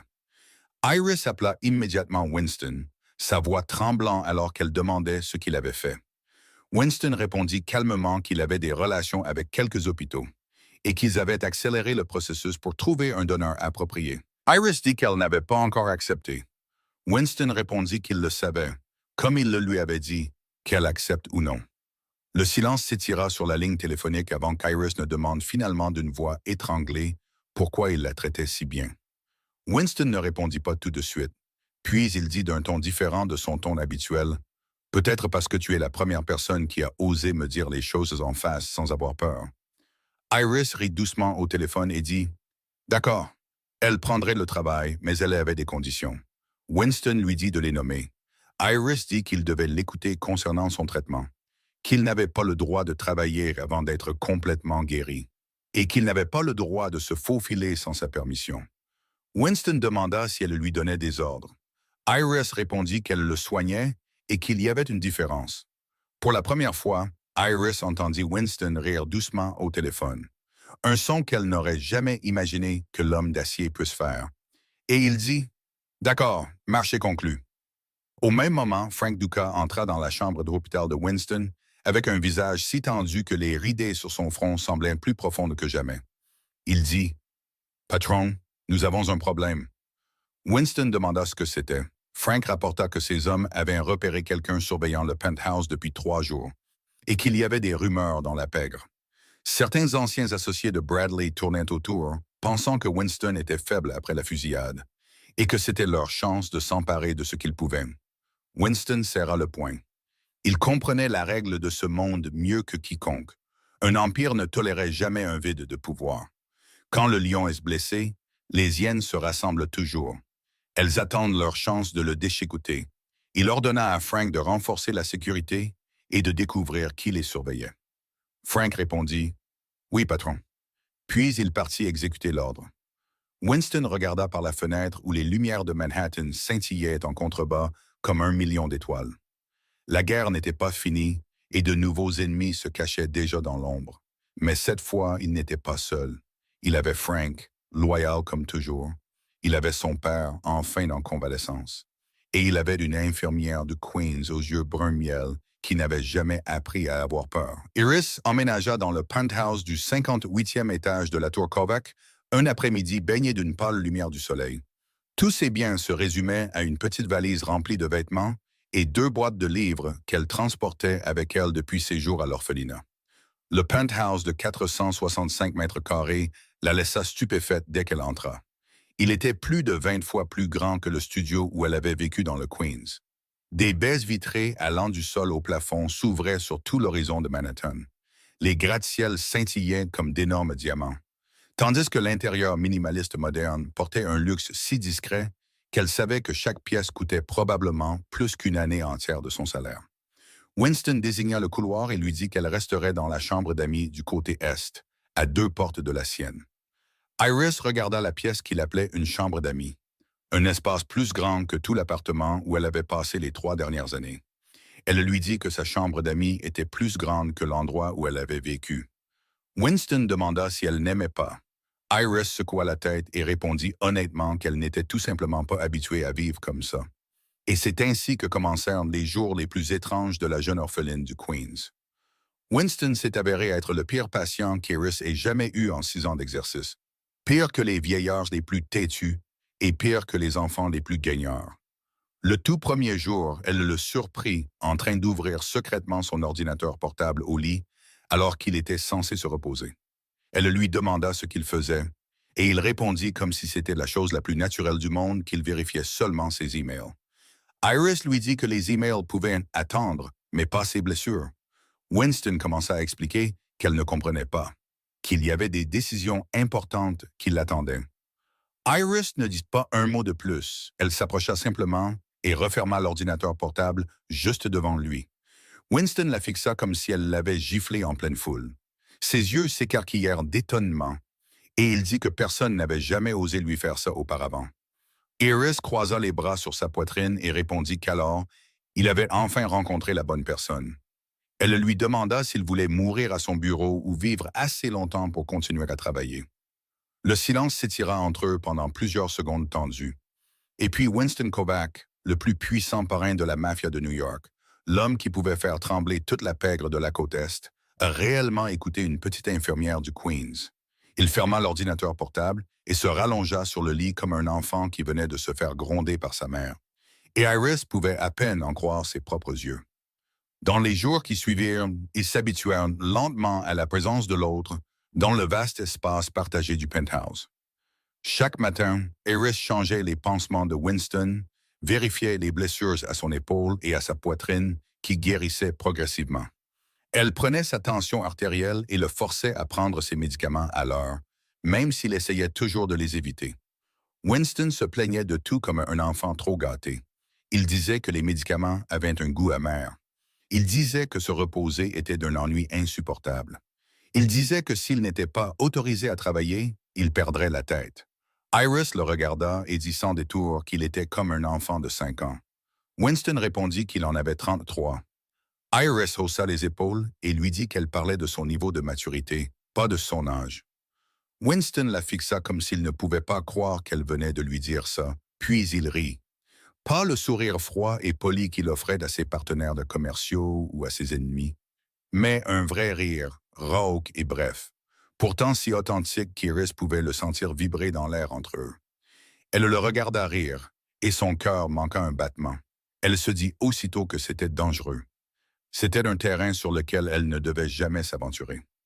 Un soir, Iris décida de forcer Winston à regarder un film, car dans son esprit, se reposer ne signifiait pas simplement rester au lit à fixer le plafond. Winston demanda quel genre de film c'était en voyant l'énorme écran de télévision. Iris lui dit que c'était un film de super-héros et lui demanda s'il n'en avait vraiment jamais vu auparavant. Winston dit qu'il ne regardait pas de film. Iris secoua la tête incrédule et demanda quel genre de vie c'était. Winston répondit que c'était le genre de vie passée à construire un empire, sans temps pour des divertissements futiles. Iris ne dit rien de plus. Elle alluma simplement le film et s'assit sur le canapé, laissant ce qu'elle considérait comme une distance de sécurité entre eux. 2 heures plus tard, Winston était assis parfaitement immobile devant l'écran. Ses yeux étaient rivés sur les scènes d'action et les dialogues chargés de sens. Quand le film se termina, il dit que le personnage principal était intéressant. Iris demanda s'il avait aimé. Winston répondit pensivement que le personnage avait été trahi par les personnes en qui il avait le plus confiance. Pourtant, il continuait à se battre au lieu de s'effondrer. Iris le regarda et comprit qu'il parlait en réalité de lui-même. De Bradley, de la douleur qu'il ne laissait jamais personne voir. Elle lui dit qu'il se rétablirait aussi, tout comme ce personnage. Winston répondit qu'il ne possédait pas le genre de pouvoir de guérison que les gens avaient dans les films. Iris dit qu'il l'avait, elle. Puis elle réalisa immédiatement comment cela sonnait et ajouta rapidement qu'elle voulait dire en tant qu'infirmière. Winston la regarda, son expression illisible, comme s'il essayait de cacher quelque chose, et répéta « En tant que mon infirmière ». Iris hocha la tête et dit « Oui, exactement ». Le silence s'installa dans la pièce, et tous deux savaient que ni l'un ni l'autre ne croyait vraiment à cette réponse. La bonne nouvelle arriva à la fin de la semaine. Iris reçut un appel de l'hôpital lui disant que la greffe de rein de Molly avait été un succès complet, que sa petite sœur se remettait bien et serait bientôt autorisée à sortir. Iris fondit en larmes dès qu'elle entendit la nouvelle, des larmes coulant sur ses joues avant qu'elle ne puisse les arrêter, juste là, devant Winston. Elle se hâta de les essuyer et s'excusa d'être peu professionnelle. Winston lui dit de ne pas s'excuser de se soucier de sa famille. Sa voix était plus douce qu'elle ne l'était jamais dans ses moments plus froids, et il dit que c'était quelque chose qu'il admirait chez elle. Iris le regarda avec surprise et demanda s'il l'admirait. Winston dit qu'elle était prête à tout sacrifier pour sa sœur, et que c'était ce qu'il avait essayé de faire pour Bradley, bien qu'il ait échoué. Iris secoua la tête et lui dit qu'il n'avait pas échoué, qu'il avait donné à son frère tout ce qu'un frère pouvait donner, et que le fait que Bradley ne l'ait pas apprécié n'était pas la faute de Winston. Winston ne dit rien, mais la façon dont il la regarda changea. Ses yeux ne contenaient plus le froid qu'ils avaient eu le jour de leur première rencontre. Il y avait de la chaleur en eux maintenant, de la douceur, comme s'il avait trouvé quelque chose qu'il ne savait même pas qu'il cherchait depuis tout ce temps. 3 semaines s'étaient écoulées depuis le jour où Iris avait emménagé dans le penthouse, et Winston pouvait de nouveau marcher. Maintenant, bien que les mouvements brusques lui fassent encore mal, les blessures à son épaule et à sa poitrine guérissaient lentement mais sûrement. De la même manière que tout entre eux changeait jour après jour. Cette nuit-là, Iris ne pouvait pas dormir, même si elle était allongée dans le lit le plus doux qu'elle ait jamais connu de sa vie. Son esprit tournait avec des milliers de pensées qui refusaient de se calmer.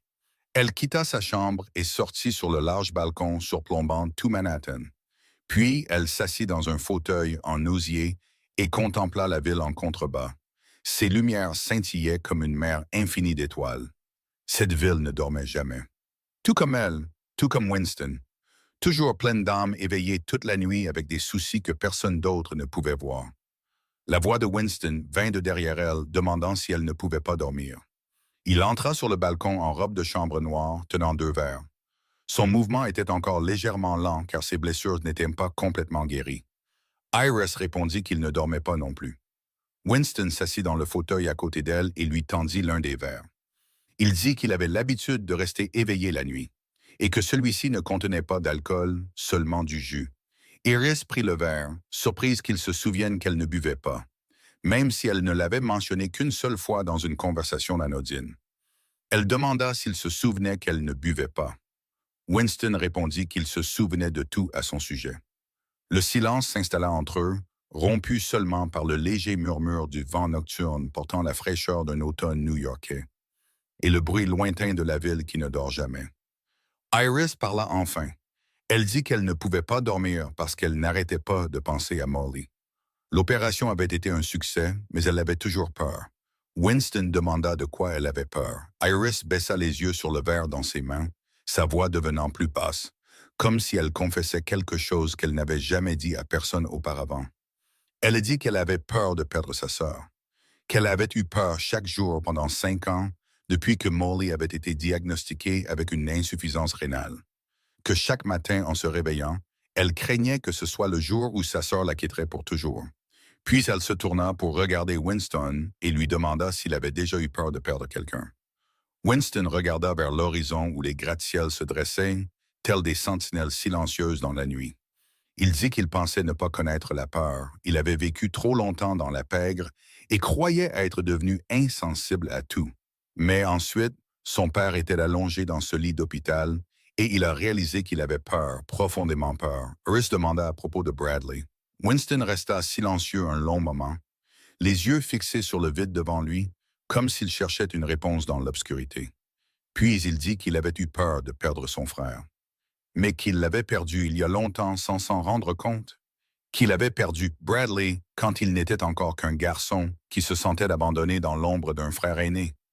Iris ne savait pas quoi dire pour apaiser la douleur dans sa voix.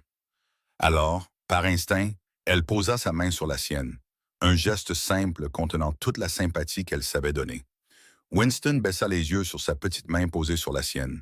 Il ne la retira pas comme elle pensait qu'il le ferait. Il la laissa là et se laissa sentir la chaleur de son contact. Il dit « Bellamy ». Mais Iris le coupa et dit « Iris, appelez-moi Iris ». Winston la regarda, des yeux gris rencontrant des yeux bruns dans la lueur tamisée des lumières de la ville.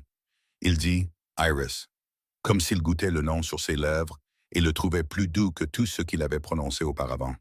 Puis il lui dit qu'il voulait la remercier. Iris demanda pourquoi. Winston répondit pour tout.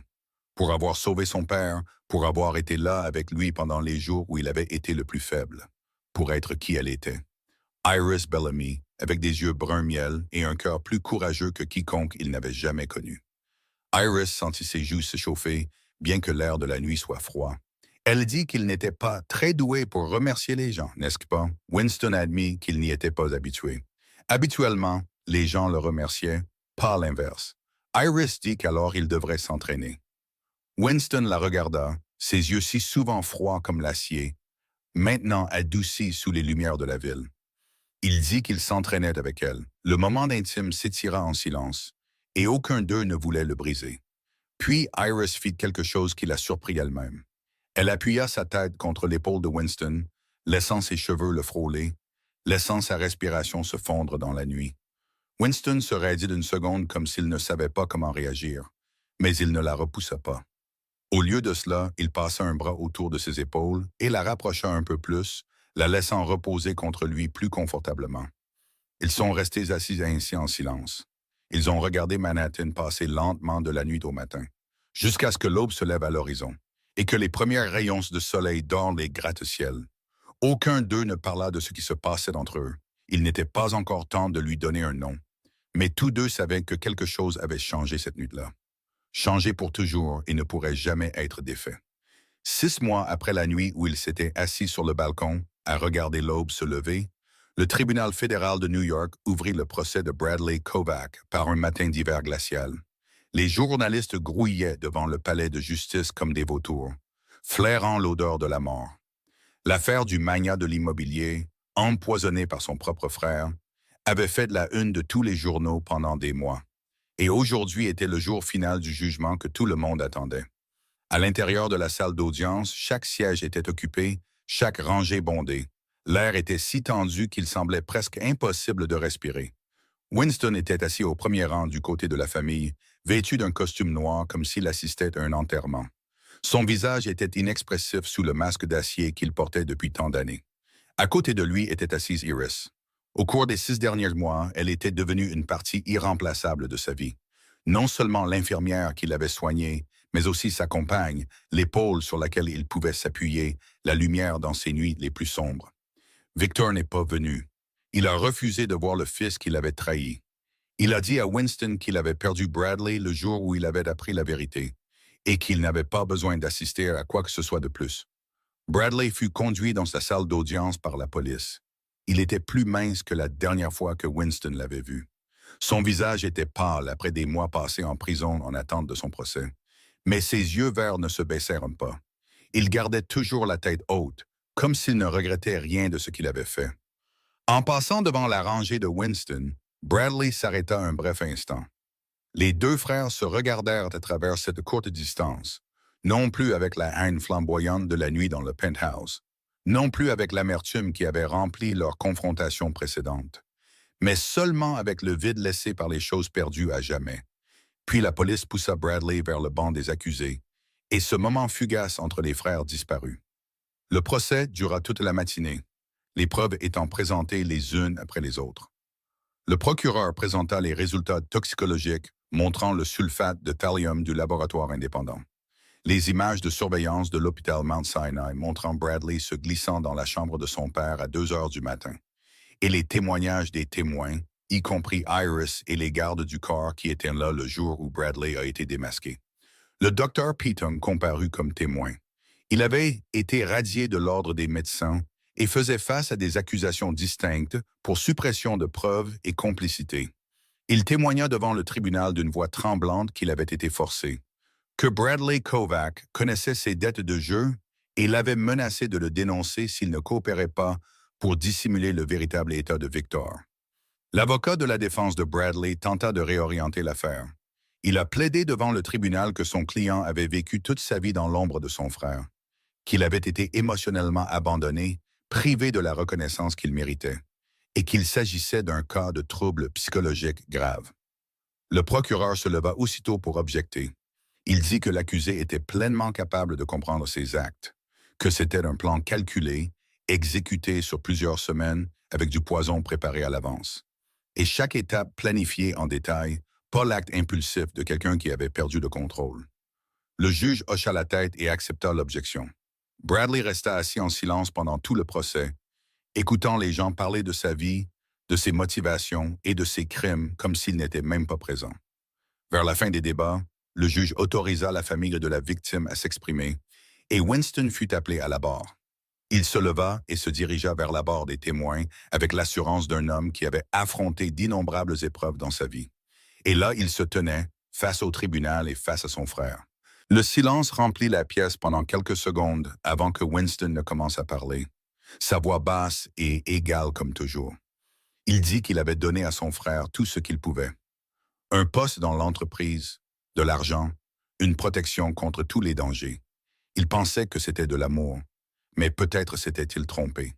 Il regarda directement dans les yeux de Bradley et continua, disant que peut-être Bradley avait eu besoin de quelque chose que Winston ne savait pas comment donner. Une véritable reconnaissance au lieu d'une faveur accordée d'en haut. Il dit qu'il ne savait plus. Il savait seulement que Bradley avait choisi la trahison et qu'il devait répondre de ce choix. Winston se tourna vers le juge et dit qu'il ne demandait pas la clémence pour son frère, mais qu'il ne voulait pas non plus qu'il meure. Il voulait qu'il vive et réfléchisse à ce qu'il avait fait pour le reste de sa vie. Puis il descendit de la barre et retourna à sa place à côté d'Iris. Bradley eut le droit de faire une dernière déclaration. Il se leva du banc des accusés, regarda lentement autour de la salle d'audience, puis s'arrêta sur Winston. Sa voix se serra lorsqu'il demanda si Winston savait à quel point il l'avait envié. Silence. Bradley continua, disant que depuis qu'il était enfant, il avait voulu être comme son frère. Être regardé par leur père avec la même fierté que Victor avait toujours réservé à Winston. Être respecté comme tout le monde le respectait. Mais peu importe ses efforts, il n'avait jamais été assez bien. Des larmes commencèrent à couler sur les joues de Bradley. Et Iris réalisa que c'était la première fois qu'elle voyait de vraies larmes sur le visage de cet homme. Pas les fausses larmes qu'il avait autrefois répétées devant un miroir. Il dit qu'il avait eu tort, qu'il savait qu'il avait eu tort, mais qu'il n'avait pas connu d'autres moyens d'être vu, d'autres moyens de faire en sorte que quelqu'un reconnaisse son existence. Il baissa la tête et dit qu'il était désolé. Désolé pour son frère, désolé pour son père.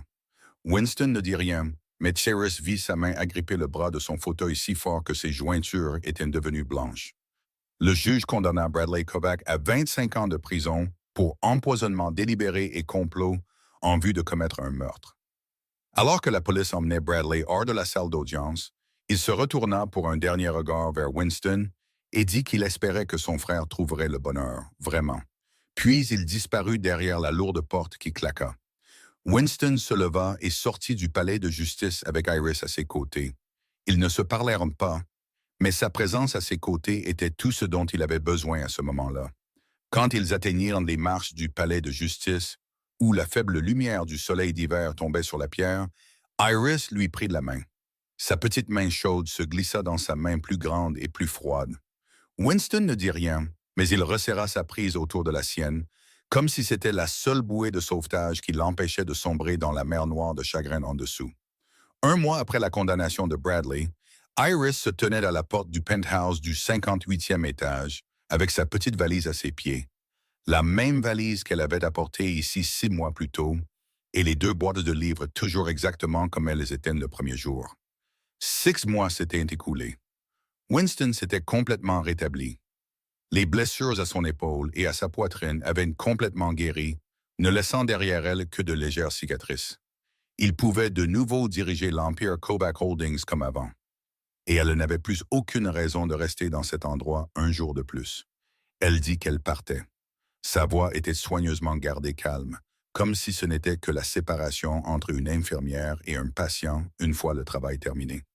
Winston se tenait à quelques pas d'elle, son visage illisible derrière le masque d'acier familier qu'il portait toujours devant les autres.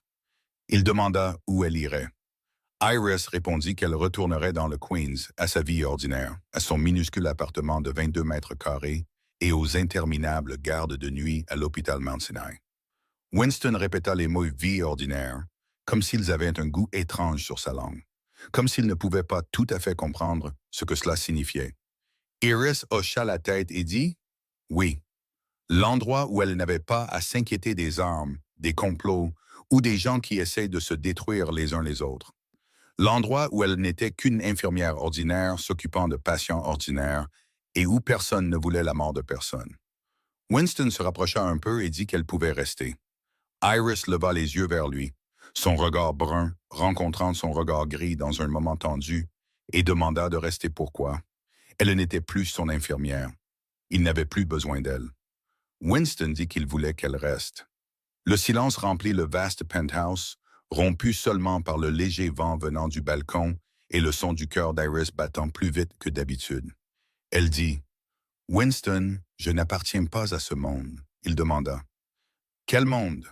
Elle répondit « Son monde, le pouvoir, l'argent, les intrigues. » Elle n'était qu'une pauvre infirmière avec des dettes médicales et un appartement exigu.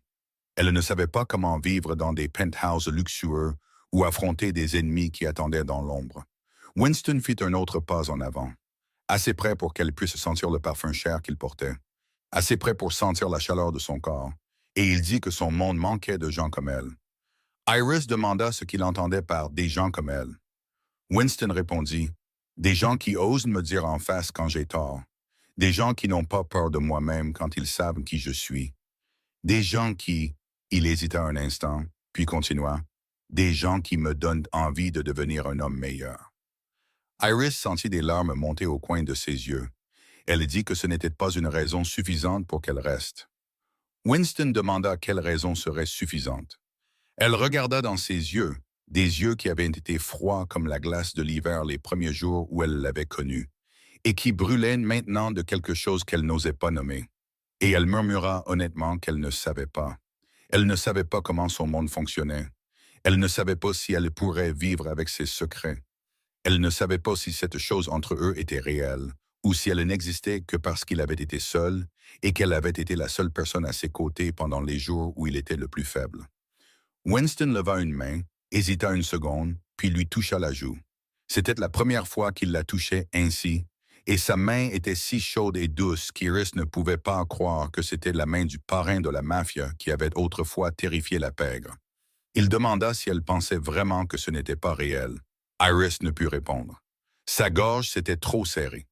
Winston retira sa main et s'éloigna, lui laissant de l'espace pour respirer. Il dit qu'il n'était pas doué pour ça, que les émotions et les relations n'étaient pas son point fort, qu'il avait passé toute sa vie dans un monde où l'émotion était une faiblesse et la confiance pouvait mener à la mort. Mais qu'il savait une chose. Iris demanda quoi. Winston dit que pour la première fois de sa vie, il avait peur de perdre quelque chose. Et cette chose n'était pas son empire, ni l'argent ou le pouvoir, mais quelque chose de bien plus précieux. Le silence s'étira entre eux, lourd et plein de sens. Iris prit sa valise et se dirigea vers l'ascenseur.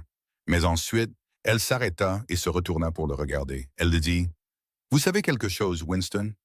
Il demanda. Quoi?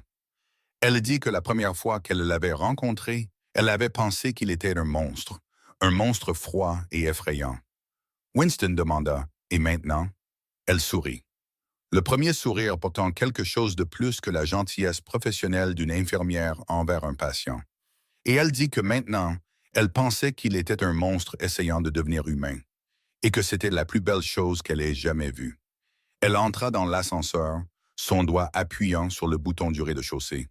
Winston lui parla avant que les portes ne se ferment. Il lui dit de ne pas décider aujourd'hui, de vivre sa vie ordinaire, mais de lui donner la chance de prouver qu'elle pouvait lui faire confiance. Les portes de l'ascenseur se refermèrent et Iris vit le visage de Winston une dernière fois avant que le mur d'acier ne s'interpose entre eux, et elle réalisa que ses yeux n'étaient plus froids.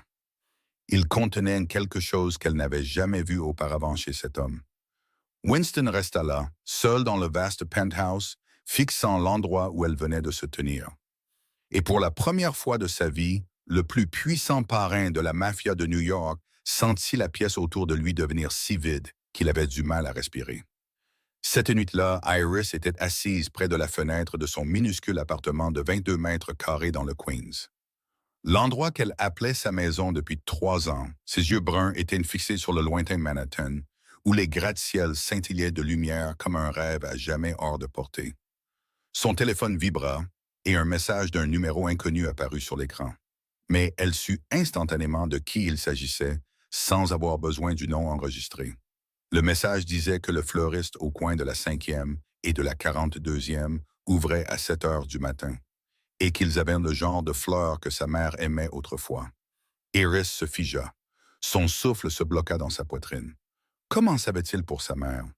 Elle ne lui avait jamais dit ce détail. Elle n'avait jamais parlé des fleurs blanches que sa mère cultivait dans le petit jardin avant que l'incendie ne prenne tout. Un deuxième message arriva juste après. Il écrivit qu'il ne la contacterait plus à moins qu'elle ne le veuille. Mais il voulait qu'elle sache une chose. Puis le troisième message apparut et Iris sentit comme si son cœur était serré dans une main invisible en lisant les mots. Il a écrit que pour la première fois de sa vie, il avait peur de perdre quelque chose. Et que cette chose n'était pas son empire. Iris lut ces 3 messages encore et encore, jusqu'à ce que les larmes brouillent dans l'écran de son téléphone. Elles coulèrent sur ses joues sans qu'elle ne fasse un geste pour les essuyer. Elle ne répondit pas. Pas encore. Ce n'était pas le moment. Elle avait besoin de temps pour réfléchir, pour comprendre ce que son propre cœur voulait vraiment. Mais elle ne supprima pas non plus son numéro. Le lendemain matin, à 7 heures précises, Iris se tenait au coin de la 5e et de la 42e, devant un petit fleuriste si charmant qu'elle pouvait à peine croire qu'elle ne l'avait jamais remarqué en toutes ces années dans la ville. Elle regarda à travers la vitre transparente et les vit là. Des fleurs d'un blanc pur, exactement comme celles que sa mère cultivait autrefois dans ce petit jardin, il y a longtemps. Des fleurs de mémoire et d'amour, des fleurs de jours heureux avant que la tragédie ne frappe. Elle n'entra pas pour les acheter. Pas encore. Mais elle resta là longtemps, regardant ces fleurs et pensant à un homme qui avait somehow découvert quelque chose qu'elle n'avait jamais dit à personne. Un homme qui avait pris le temps de la comprendre plus profondément que quiconque ne l'avait jamais fait. Manhattan s'éveillait sous la lumière dorée de l'aube, et la ville qui ne dort jamais commençait une autre journée dans son agitation familière. Dans le Queens, une infirmière était assise près de la fenêtre de son petit appartement, téléphone à la main. Son doigt effleurait le contact de l'homme le plus dangereux de la ville sans oser appuyer sur appeler. À Midtown, un parrain de la mafia se tenait près de la paroi vitrée du penthouse du 58e étage. Il regardait vers le Queens, au-delà de la forêt de gratte-ciel, vers l'endroit où il savait qu'elle se trouvait. Entre eux s'étendait une ville immense, remplie de millions de personnes. Et entre eux se dressaient 2 mondes totalement différents. L'un de pouvoir et d'obscurité, l'autre de simplicité et de lumière.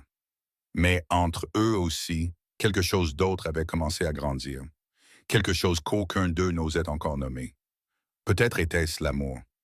Peut-être n'était-ce que la solitude trouvant son miroir dans cette ville scintillante mais impitoyable. Mais quoi que ce soit, c'était réel. C'était sincère. Et parfois, c'est tout ce dont nous avons besoin pour commencer un nouveau voyage. 2 mondes pourraient-ils jamais vraiment se rencontrer? Une pauvre infirmière du Queens et le plus puissant parrain de la mafia de New York pourraient-ils franchir toutes les barrières et trouver d'une manière ou d'une autre leur chemin l'un vers l'autre? La réponse appartient peut-être à une autre histoire, mais l'espoir est toujours là. Tout comme l'aube se lève toujours après la nuit la plus longue et la plus sombre. Et c'est l'histoire que nous voulions partager avec vous aujourd'hui. Une histoire de trahison et de loyauté, de pouvoir